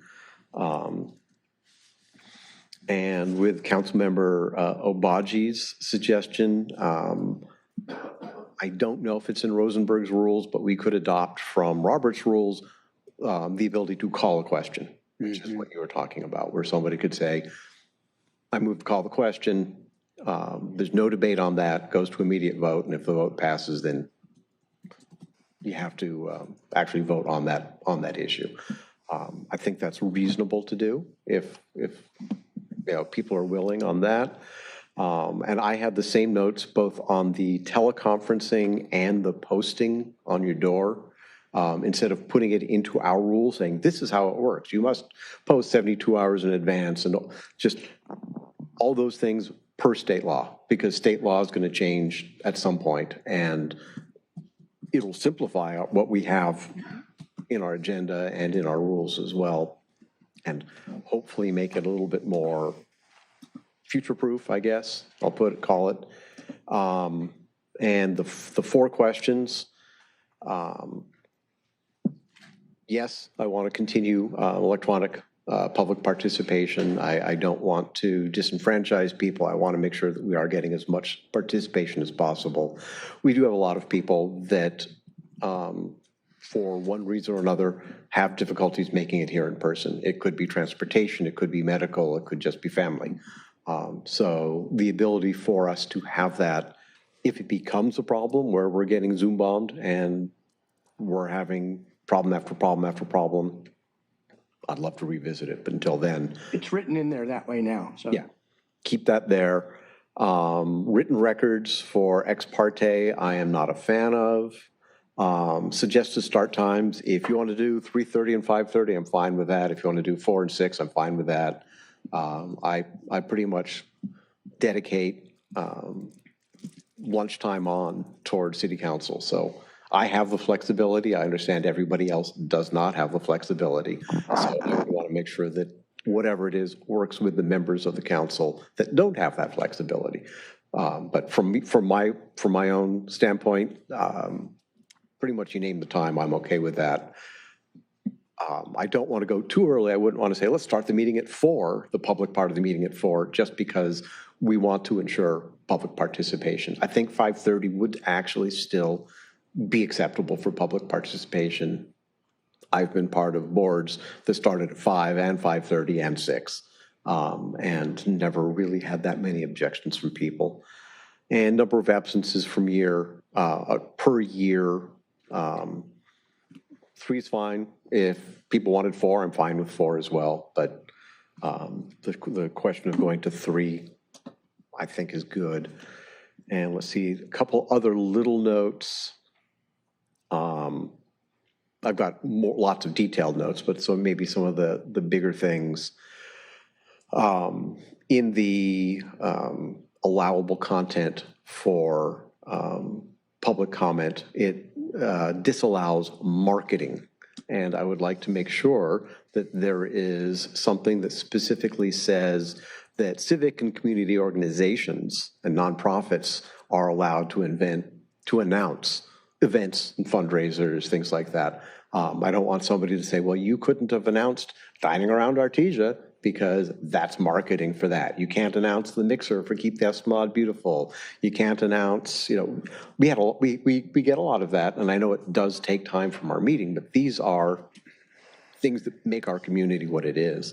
And I would like to make sure that our public comment either specifically calls that out as being allowed or calls that out as not being considered marketing. So however that gets worded per, either the subcommittee, city attorney, staff, however we figure that out, I think that would be an important one to make sure that we get in there. So I just want to point out, the only reason I put that in there was it's technically not under our jurisdiction. And public participation is for things that are under our jurisdiction, so it's taking time away from people who may want to talk about things that are under our jurisdiction.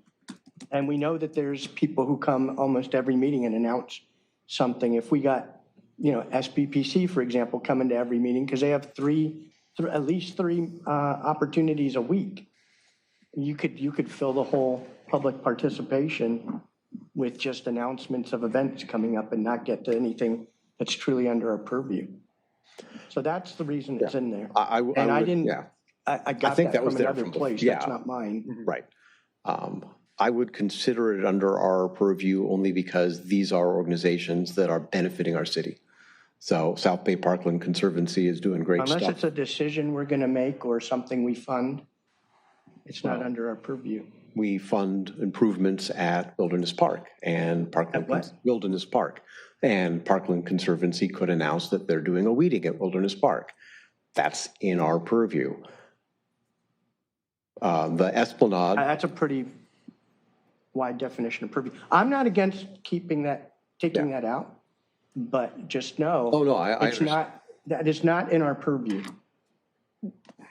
Was your goal to exclude that type of marketing, or was it to exclude, ACE, ACEs? So it's following what the recommendation was. Okay. Something under our purview is not marketing. Like if a company wants a contract with the city to come here and market us, right? That's against it for someone to come in. I'm not arguing that we should not allow, or that we should allow marketing. I'm saying when we say marketing, it should be that kind of a thing. I don't want somebody coming up saying, I've got a sale on sofas, come to my store down the street. Right. That's not what I want to see here. But if it's, the high school is having a production of Urinetown and they want to come here and get us to buy tickets, I think they should be able to do that because these are our constituents. These are people that are in our community. I believe it's Hermosa has a section for public announcements for, I don't remember if it's nonprofits, but. Or like community announcements. Yeah, I think it's a community announcements. I'd be amenable to that. I think how much time do you want to give that? we could give everybody, I don't know if we only give them 3 minutes each, but is it reasonable to give everybody 1 or 2 minutes each for that? That would be okay. My concern is, number one, I didn't put that in there, but they did describe that this was not in the purview of a jurisdiction. The scheduled community events by other organizations is not under that purview because we don't control it or vote on it or anything like that. My concern is if we allow that and somebody comes in and says, come eat at my restaurant, I've got a $5 special, and we cut him off and not, or her, and not the nonprofits, are we? Not if we have Inconsistent. wording. That's why I said I would like to see wording in there that specifically says marketing Nonprofits. does not include nonprofits, civic organizations inside Redondo Beach or something like that. I'm open to it. A lot of little typos, nits, little things like that. I think that's probably good for now, and I think I answered all 4 of the questions. I'm sorry? I think I answered all 4 of your questions as well, so I think I'm good. Okay. Let's see, Councilmember Obaji. Oh, no, my hand was still up. Thank you. Councilmember Kalajerovich. Thank you. Thank you for digging into this. That was a lot of material that you went through, and I know it took a lot of time. Some of the changes, and actually to Councilmember Obaji's point about, attacking other council members, I saw it in there. There's some new rules. 5.10, members should be mindful of their dealings outside the meetings in addition to inside the meetings. And this is important. We are representing the city, and anytime we're speaking on city matters, it represents the city. So it's important that we are setting a standard of decorum that represents the city positively. And I do see in here that includes outside this chamber, in public face-to-face interactions, as well as social media and other forms of communication. And I'm happy to see that. Thank you. As far as the discussion, I think we're all, it seems, in agreement about the ad hoc public safety duties that were discussed being absorbed into the existing Public Works and Sustainability Commission. That makes sense. And it doesn't sound like it'll be overburdensome. So that sounds like a good fit. In regards to public participation electronically, previous council, we did have this discussion. And I think we were anticipating some Zoom bombings because it had happened in Hermosa and it had happened in Malibu. And I think rightly the council ended up deciding to keep it as is, allowing for public to participate in that way. And, we do have the ability to change it if it becomes an issue, but right now it hasn't been, and it does allow more input. So I would be in favor of keeping that right now. In regards to ex parte structure, it sounds like two sides, we're two bookends of the proposals. And I'm just wondering what would something in the middle be? There was a suggestion made about maybe this, maybe a more detailed ex parte communication disclosure being required for appeals. Is that something that would limit our liability that kind of we're exposed to now? Yes, it's definitely something the council can consider. Okay. Is there any other proposals that you have that are kind of maybe in between what has been discussed already? You can just agree to disclose more in your description or keep it as is. It's completely up to you. Okay. So I did try to beef it up a little based on our city attorney's concern in defining more about what has to be stated verbally when it's reported, not Rather just than just who you talk to, but staff. some of the content of, the gist of that conversation versus writing it down. I don't know if you've ever seen the coastal commissions, but it can be paragraphs. Right. So I tried to strike a middle ground where it's still verbal, but it's, has some substance to it. Yeah. So I guess I'm open to that, and we can look at that. Suggested start times, I'm in favor of a 4 p.m. closed session, 6 p.m. open session with flexibility as necessary if we have, whatever Mike sees as fit. I'm happy to have that flexibility for us. 3:30 is a little early for me personally. And for number of absences, I completely agree. I think 3 is an appropriate number. Attending 75% is more than reasonable. And good points about mayor duties and privileges. I would favor keeping the existing structure in regard to who can make a motion, and just also aligning with state laws in regards to, any Brown Act video conferencing or otherwise. So you want to delete the paragraph that's there and just refer to state law? Yes. Okay. Yes, that seems to make sense. And then, I would also, I would favor the mayor's proposal to receive all the comments. It just seems like that is the most transparent, even way for the community to see what's being proposed, what's being pulled as a concern and how it is addressed. If we have a subcommittee addressing it, we're going to have 3 members who will be left out of that. It's going to make for a very long meeting to take what those 3 council members bring up and kind of go concern by concern over what we're going to be amending. So I guess that's where I'm at right now. Okay, thank you. So how would you proceed then, if without a subcommittee? As the mayor had proposed, where we basically note the sections or the items that are concerning, and then he presented that spreadsheet. I don't know if you want to pull it up, but it basically says the section, what the concern is, who brought it up, and then how it was incorporated ultimately. What, I would just go ahead, Councilman. No, go. I have a different topic. So go I was just going to pick up on that. It's a fair point for efficiency and transparency. What I could commit to is to include in a presentation that will be prepared with staff, where it will be seen, what's being proposed. Tonight's comments will be included.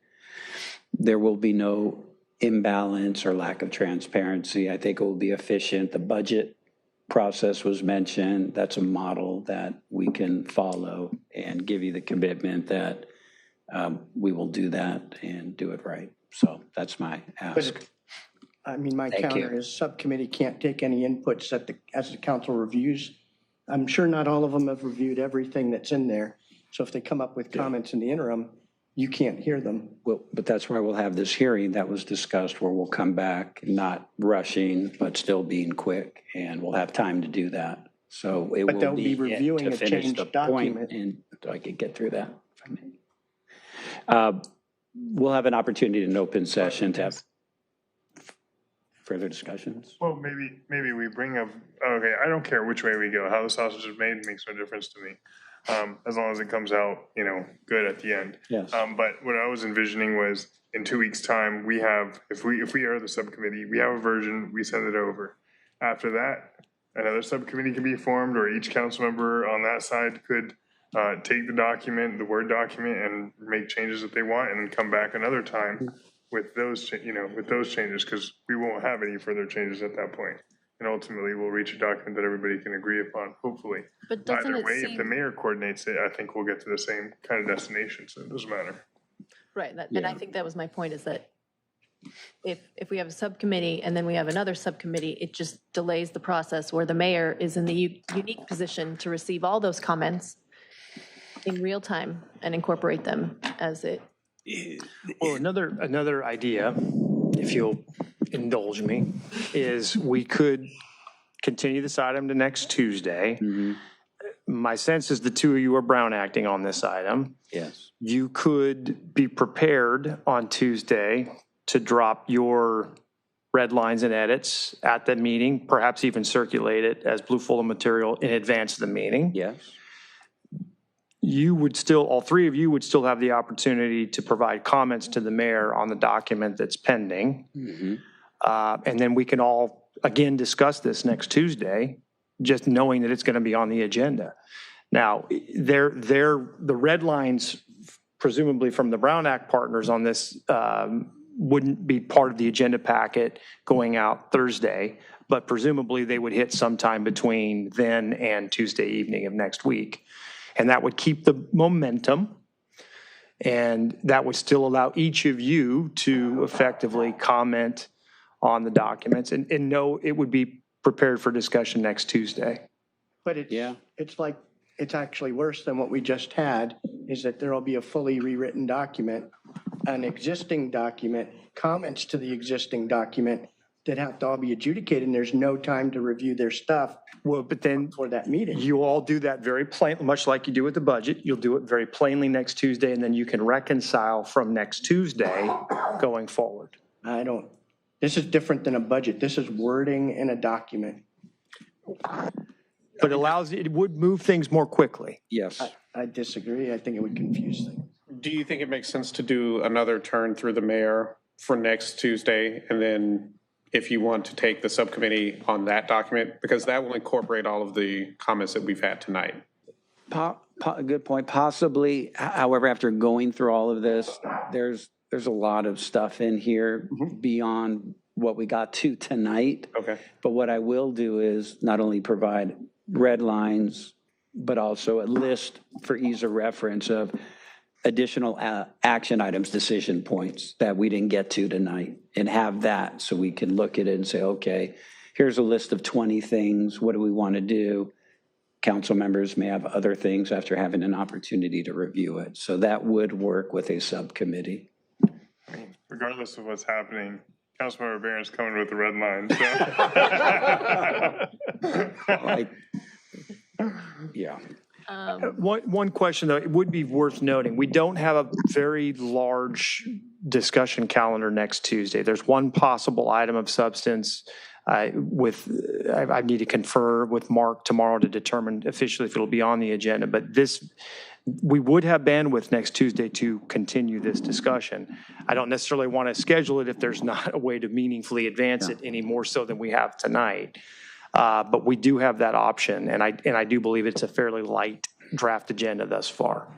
That makes perfect sense to me. Be ready to present it and have that list so you can have full confidence. So, yeah.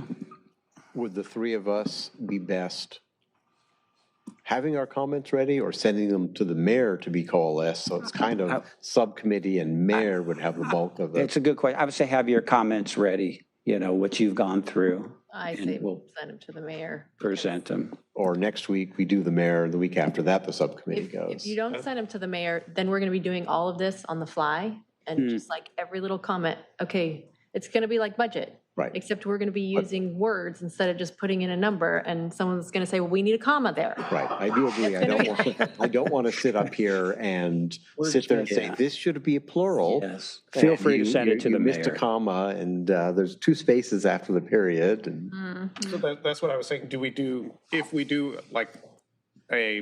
form a subcommittee, maybe after next week, we get a full turn, incorporate all the comments that we've made tonight in sort of a new clean draft. Yes. And then you can And then redline it. redline it from there. So you're saying a new clean draft? Right. So you have your notes from tonight, plus Yes. what we weren't able to discuss. Yes. Hold on to those. We give the mayor our comments. He'll do a turn, right? Yes. And then come back next Tuesday with a new clean draft, and then you go from there. Here's what I say to that. There's a lot to revise in this draft just by going through it. I mean, arms, legs, big chunks of things that need to come out, starting with the teleconferencing. So So do you want to take your turn first? yes, And then we yes, do please. Yes. You couldn't tell? That's what I'm asking for. Give me an opportunity to make that turn. I'll have it ready to go, and then we'll go from there. That's So what I'm if we, asking and if for. we what I'm hearing from Councilmember Yes. Bears, if we agendize this for next week, he'll be prepared to drop the document at least by the start of the evening that Yes. evening, if not fully presented that evening. Then there's an opportunity to do another round of revisions after that. Yes. You won't have time to review it. You'll discuss it. Drop it in blue folder, and then we come into the meeting and we're expected to. You'll discuss the principle. Remember, we're not drafting, we're not preparing anything for first reading and approval at this point. You're all working through concepts still. So the idea is red lines get deposited by the subcommittee or the Brown Act team. Then you all digest those comments and you coalesce around the direction that's given to us to complete the drafting for first reading and introduction. The draft. We will complete, after you all weigh in and opine on the draft documents, it's going to come back to us to formulate the documents for a resolution and the various introductory ordinances to make the changes. So you're going to get everybody's inputs and incorporate them into the document. Yeah. Yeah. Once we're ready for finalization, absolutely. So we're going to have to do that. We're going to have to prepare these documents for. and it may take more than 2 meetings. Right, This is a big deal. So I think it's we can't ludicrous to rush. expect that after Tuesday, without having time to read the document, for the council to come up with comments that they may have other comments to later because they didn't get to read it. You probably will. But the good news is, at least at that point, the document will have been presented for consideration for you all by next Tuesday. That's what I just did. But if we make it for 2 weeks and we get the document back, that'll give us a week to review it. Yes. I think for next week, we won't be ready to discuss anything and really. Receive and file this. Receive and file, and we'll come back on the 16th shop. to discuss.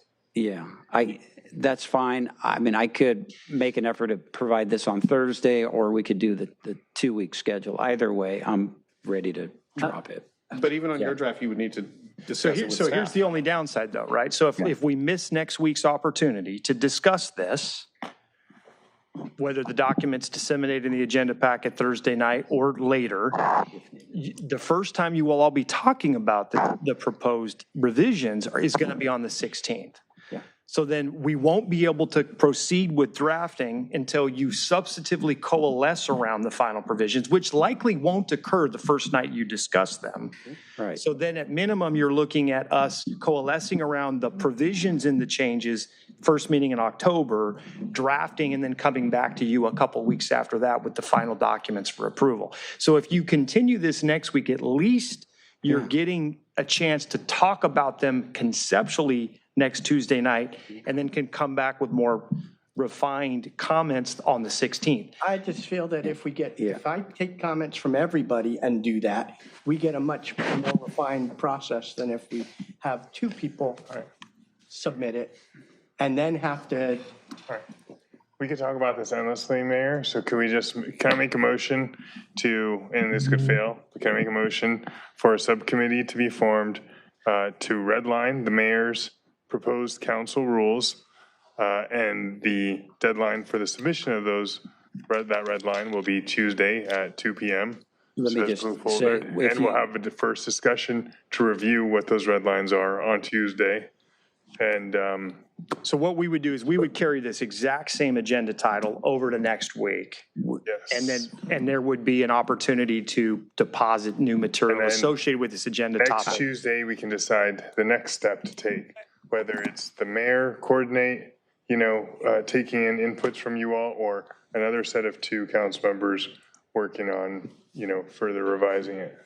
Yeah, well, I'll say this, if I get the document to staff on Thursday or earlier, I will. And I know you're dark Friday, so you could get that out as a blue folder. And As I said, I've worked on this all over the weekend, and I've heard all the comments tonight, so I think I could probably get it to you on Thursday. Okay. That will be my attempted commitment. And that will work out then. Then we'll have that, and we could come back Tuesday, and to Councilmember Castle's point, pick it up and go from there. Do you want to second my motion? Yes. Okay, any comments from the public? Do we have any written cards? Okay.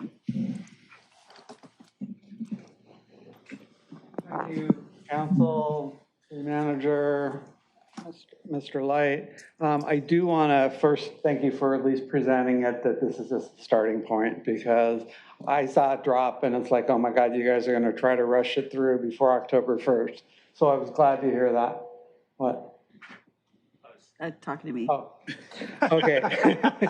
And I do want to thank you, Mayor Light, for spending so much time on it. The PowerPoint was very helpful in presenting a more clear image of what's going on.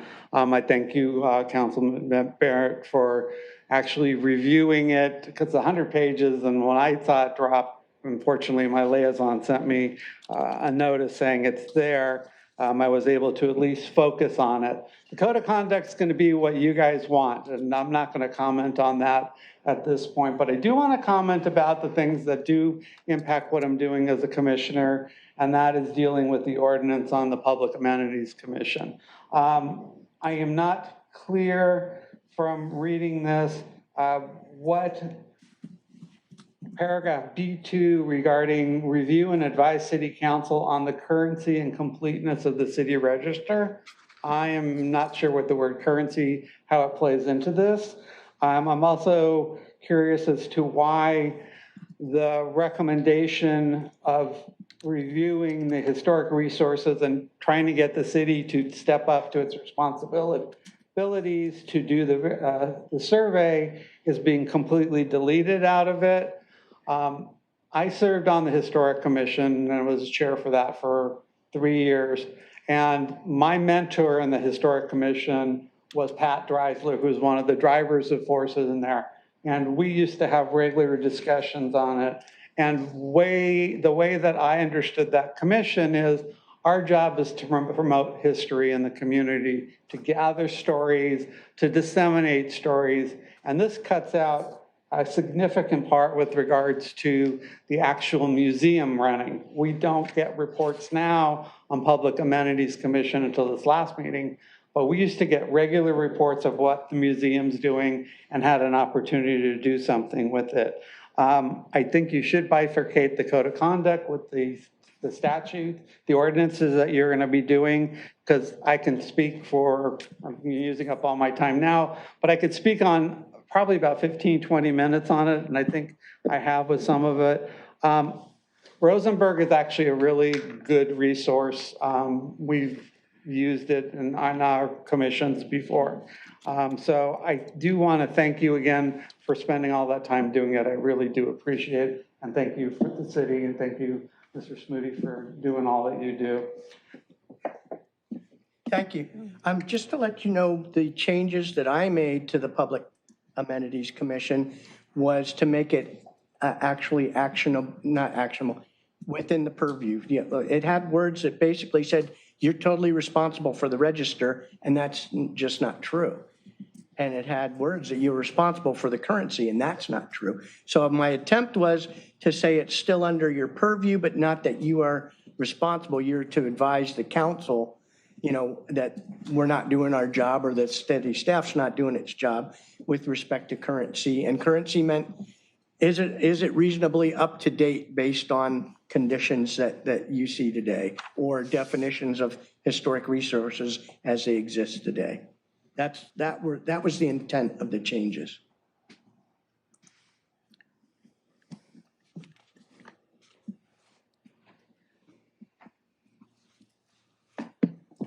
Mayor, City Council, staff, Mark Hansen, King Harbor Boater. Great work on this, guys. I know it's going to take you a couple more days, but this is important work. The main thing I want to rise in favor of is the proposed updates to the Harbor Commission. We've needed those for a long time. I probably hold the record for the most Harbor Commission meetings attended over the last 25 years. And when we've been looking for new commissioners, as the mayor pointed out, it's sometimes been really frustrating. We'll have some really highly qualified candidate, but the engineering spot is already taken by somebody else, and so we couldn't use them. But on that, the way it's worded, I like the general direction, but I'm not sure. We had language in the old one that said only one person can fill each qual. We took that language out, but it maybe we need specific language to say it's okay to have multiples in there. I think that's the intent. It just doesn't quite say it. And I'll tell you, filling the subcommittees is going to be way easier because we tend to, at least at the Harbor Commission, keep coming back to the same people who know a lot about the harbor. We might not use the lawyer or the real estate guy or something. So I think the way this is built, we'll probably have more highly qualified people on the subcommittees. As I look through, most all the qualifications say may have this. Only 3 of them say will. The only one maybe I'm a little concerned about is it said there shall be one who's a paddler, okay? And I've nothing against that. If we can do it, I'd love to have that, okay? I've tried to get the paddlers to join, okay? But if we couldn't get them, we could be in that position. Well, we have an opening and we have to use a paddler because we don't have any left at the moment. So we might want to change that from will to shall. When you're looking at them on the very last line in there, section F, appointees may qualify in more than one discipline or designation and may be counted against any of the designations or disciplines over the duration of their terms when vacancies are filled. I read that about 3 times trying to decide what it was trying to say. So we might just want to see if we can wordsmith that one just a tiny bit. Moving on to the Rosenberg rules. I'm more familiar with Robert's rules, but as Commissioner Waller pointed out, there's great language in there about calling for the question. So you'll study up on that, I'm sure. Interesting one on the chair voting. Hey, go take a look at Robert's rules and Rosenberg. They talk about small groups and big groups, and in big groups they say the chair shouldn't vote, but in smaller ones they say should. So go review it and see what you think. It's purely up to you guys. Start time, I think 6 o'clock is great for people getting here. I'm in favor of electronic participation. My one last thing, can I steal 10 seconds for my last one? I'm sorry, we can't extend. Oh, okie dokie. Put public participation in front of the consent calendar. Thanks. So just a couple notes, Sari. The harbor versus paddle. I mean, those are 2 distinct classes of boaters, and I don't think a paddler doesn't necessarily know what a big boat driver needs, and vice versa. If you're a boater and you don't paddle, you don't understand those needs. And I think personally, I think we need both sides looked after. I don't think it's hard to get paddlers to participate. And a lot of them do both. So, and then the complex one that you asked about, that was meant to, right now the interpretation is once you're on the Harbor Commission and you're tied with a qualification, that doesn't change over your tenure, even though you may qualify for 2 or 3 under 2 or 3 of those. So that makes it very difficult if you can't find that open position. If you can't requalify one of those other ones, makes it more difficult to fill the open position. And so that was meant to overtly define that over time, if you qualify for 2 or 3, you may be put into a different category to help with another opening. And that was the only intent with that. Who's a real estate agent who owns a business. I'm sorry? Like a boat owner who's an attorney who is a real estate right. agent. And once you're in there as an attorney, even though, or let's say you're a boat owner, right? Even once you're in there as a boat owner, right now the interpretation is you're a boat owner till you're out of that commission. But let's say an attorney position opens up, we can't find an attorney, we can't. Right. And this is meant to be flexible. We'd still have the discipline represented, but it's not the same person. And so that was to provide that flexibility.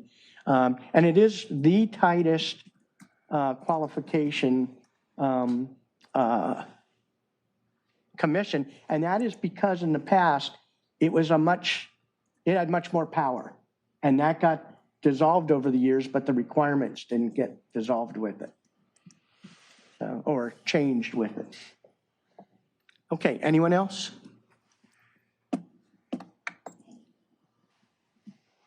Hi there, Desiree Galassi. I'm a member of the Public Amenities Commission. I have a couple of questions actually on the ordinance for the Public Amenities Commission. Item C, Recreation and Parks Duties. Item number 1, where it says, act as an advisor to the City Council in all matters pertaining to public recreation programs, including playgrounds and entertainment. So I guess my question is, what about the entertainment? Because nothing has come before us regarding entertainment, and is that part of the Cultural Arts Commission? What is the entertainment? Is it concerts on the pier? So I'm kind of unclear as to what that is. The next thing is on the ordinance for historic resources preservation. It's 10-4302. And it says, in order to be eligible for consideration as a landmark, a historic resource must be at least 50 years old, with the exception that a historic resource of at least 30 years of age may be eligible if the commission determines that the resource is of exceptional or threatened by demolition, removal, relocation, or inappropriate alteration. So my question is, are these part of the list of historic resources, or are these any properties that are 50 years of age? We have a list of historic resources that is dating 30 years ago, so it's quite outdated. I know that there is money earmarked to have a new survey done. It's fallen sort of down the list, and we are desperate to have that done. So I guess if we're looking at houses of 50 years old or those of 30 years old, we need to understand if that's coming from the list of historic resources, the current list that we have, which is severely outdated, or not from the list. Any house that's 50 years old. And thank you for all the work on this. It's really informative. And thank you for the opportunity to serve. Could you submit that in writing? Sure. Yeah, that was pretty complex. I'd like to digest that more. Sure. But the intent wasn't to take powers away from the commission with regard to preservation, just to document it. And you brought up a potential conflict that I hadn't thought of, and that's originally and this is drafted from an ordinance that we just approved a year ago, or less than a year ago. Programming included entertainment, and I didn't catch that there's probably an overlap with the new Cultural Arts Commission, and maybe we need to differentiate what we mean by the two, or move it all into one and not have it in both. So thanks for pointing that out. Anyone else? Hello. I'm sorry, I know I dropped my prop for this. Good evening, Laura Duke again. Just full disclosure, I just only caught kind of the last slide because I stepped away, but a few notes that I made on the electronic public participation. I feel like that is a really important thing that we keep intact.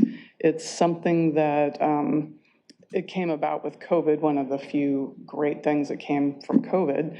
And I may be wrong about that. It may be that it's gone on before, but what a great thing, really. And you have people who previously maybe couldn't have participated who can now.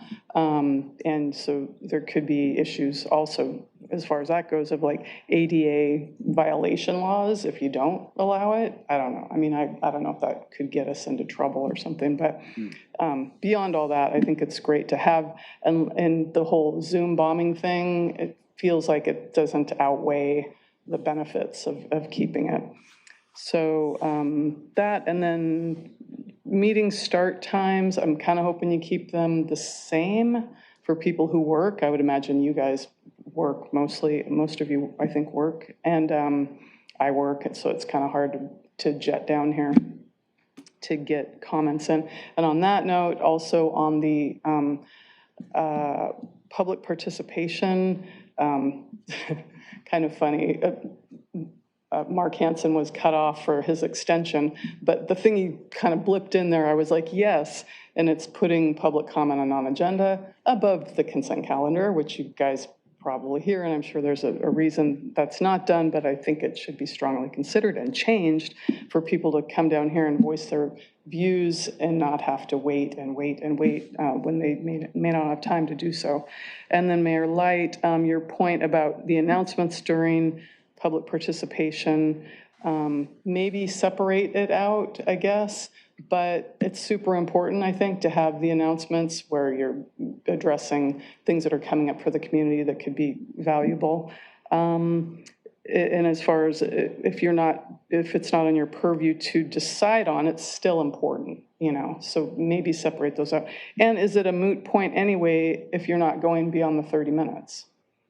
So, I mean, that to me would be the only reason to say, oh, we have to take all those announcements out, you know.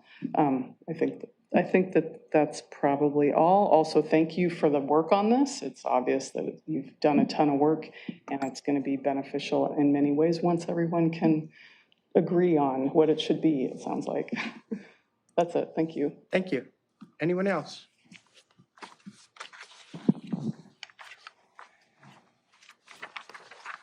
Hello, my name is Julie Young. I'm a resident of District 4. Thank you, everyone, for your work in doing this. I understand it was a very big project. Just a quick note, when talking about attendance, I would like special meetings to be excluded from attendance requirements.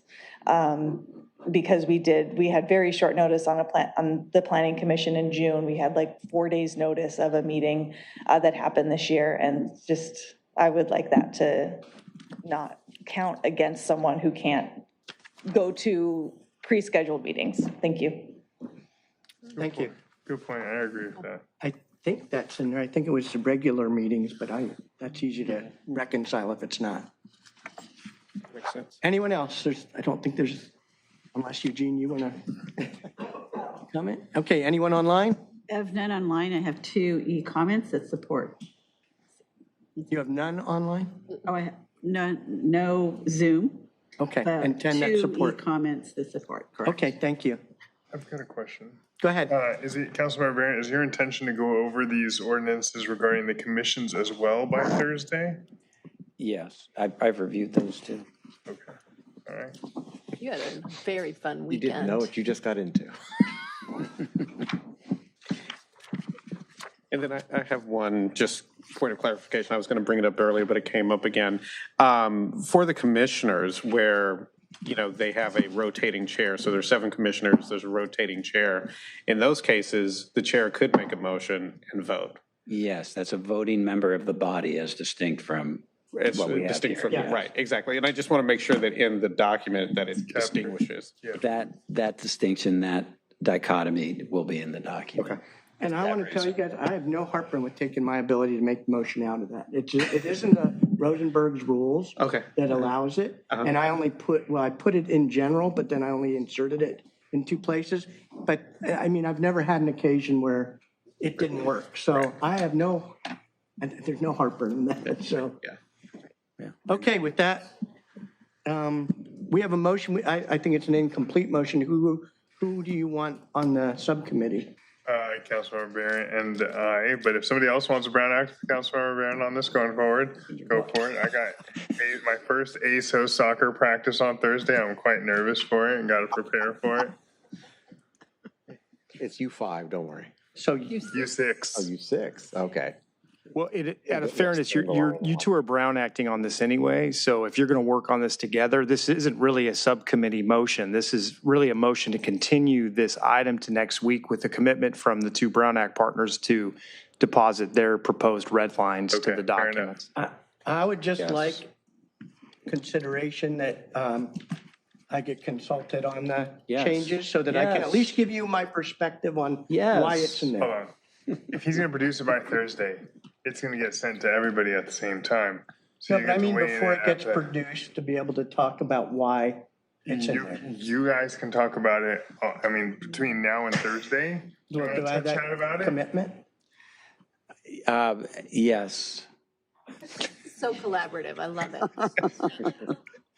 And I still don't like this. It is kind of a well, it's less than a subcommittee. It's one guy writing the whole thing. They're Brown acting on it. Red They've already line. spoken about it. They really we can't break up the Brown Act at this point. Well, that's probably true. So, we can if it was all disclosed. well, I think we'll get that disclosure on Thursday is what I'm thinking. Yeah, it'll be fine, Mayor. You'll be fine. You'll get your inputs in. It's not my inputs, just why it's in my rationale. Yes. Not my inputs. I'm open, believe me, I am open to changing this. Okay. I just, there's a lot behind this, a lot of moving parts and a lot of research, and I just want at least the chance to. Yes. You have the commitment. Okay. All for it? Aye. Anyone opposed? Okay. So it's we're coming back next week. Yep, with this will be Mr. Adams. re-agendized for discussion next week. And it may actually end up being our only discussion item, so we can talk about it some more. Okay. I look forward to reading this next weekend. And commenting in a week. Councilmember Kovacevic will summarize it and send me some cliff notes. Yes, I will. Sorry, my agenda got buried under the pile of ordinances and stuff. Referrals, Mayor. Okay, referrals to staff. Councilmember Waller. I would like to bring, for a future discussion item, bring back the social host ordinance. What? Discussion on social host. There's a social host ordinance that was discussed and passed and vetoed 6 years ago, I believe. Describe what the social host So, ordinance is.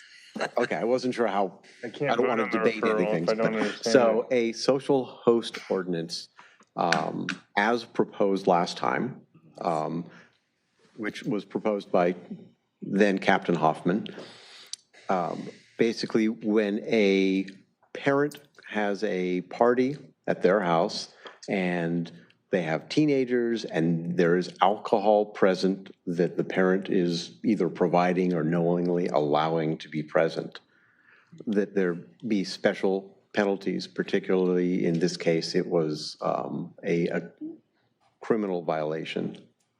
That was what was suggested by our police force. That would be.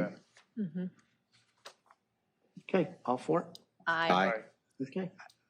I'm an aye. I would just, before we find, You want to discuss it? This is a very meaty topic, so this Yeah. needs to be paced with all of our other high priority Not next ordinance week. discussions. And I will say it was controversial at the time. It was ultimately, it ultimately did not pass. yeah. It was vetoed. There were 2 clear votes. There was not 4 votes to override the veto, so it was effectively a 3-3 outcome. The police department prepared the item in response to a referral over ways to perhaps tighten up rules associated with enforcement of parties that had been hosted. It went to discuss administrative penalties potentially for those who host, et cetera. So it's a big weighty topic. And if you have teenagers, it'll definitely, it's something you got to think very hard about. Yeah, and so on that, as well as pacing, because, we need to pace, is there some interim thing where you could come back and maybe provide like a high level without getting into the full? Yeah, I think realistically, what I'd have to tell you is we don't take this up until probably early 26. All right, I mean, it's fine.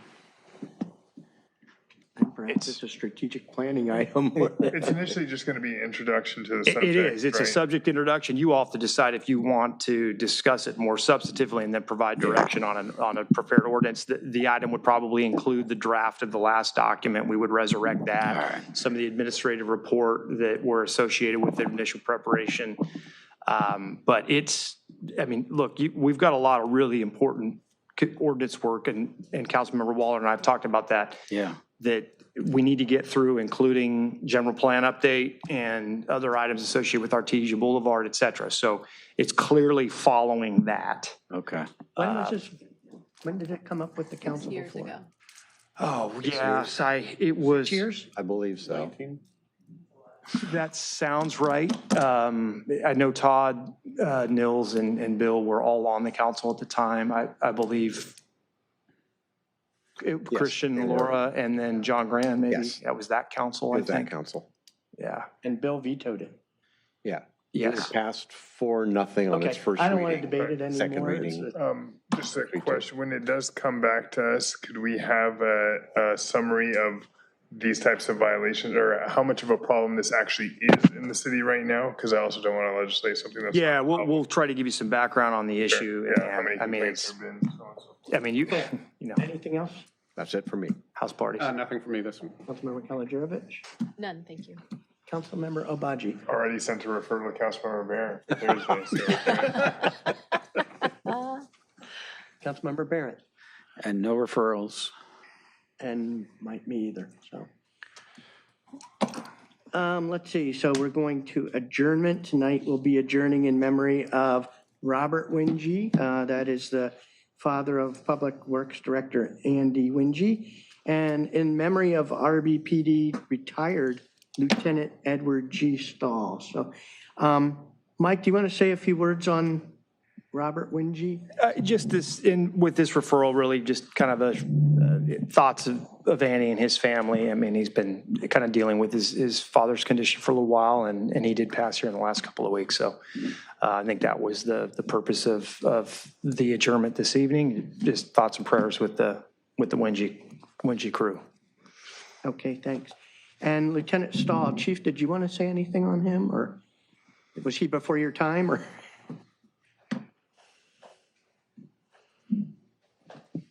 Sure, yeah, he was before my time, but I had the opportunity to meet him many times over the course of my career. So I've been with Redondo now for about 31 and a half years, and he retired 12 years before I started. So, you know, this is a stressful job, and we always wish people well in retirement and hope that they can actually enjoy their retirement in a much less stressful setting. And the fact that he was able to do his full career and then live to 95 years old is quite the achievement. In Redondo Beach. Yeah, in Redondo Beach. And we've interacted with him multiple times over various projects because of the knowledge base and the history that he has about Redondo Beach PD that we had to capture before it was lost. So we're very fortunate. I used to see him at the gym many years ago working out, and he was staying healthy, and I was honored to be able to chat with him briefly. And most recently, I've actually been to a couple of events with his granddaughter, who we're friends with, which is makes it really cool. So honored that I'm able to work for the same department that he did, and thank you very much for adjourning the meeting in his honor tonight as one of the people that you're adjourning in honor of. To put a little bit of perspective, in that tenure of post-retirement life expectancy at 95, I mean, there was a time in his era where the average life expectancy post-retirement was somewhere between 2 and 5 years for public safety personnel. So for him to live until 95, given the time of his tenure with the organization, was pretty extraordinary.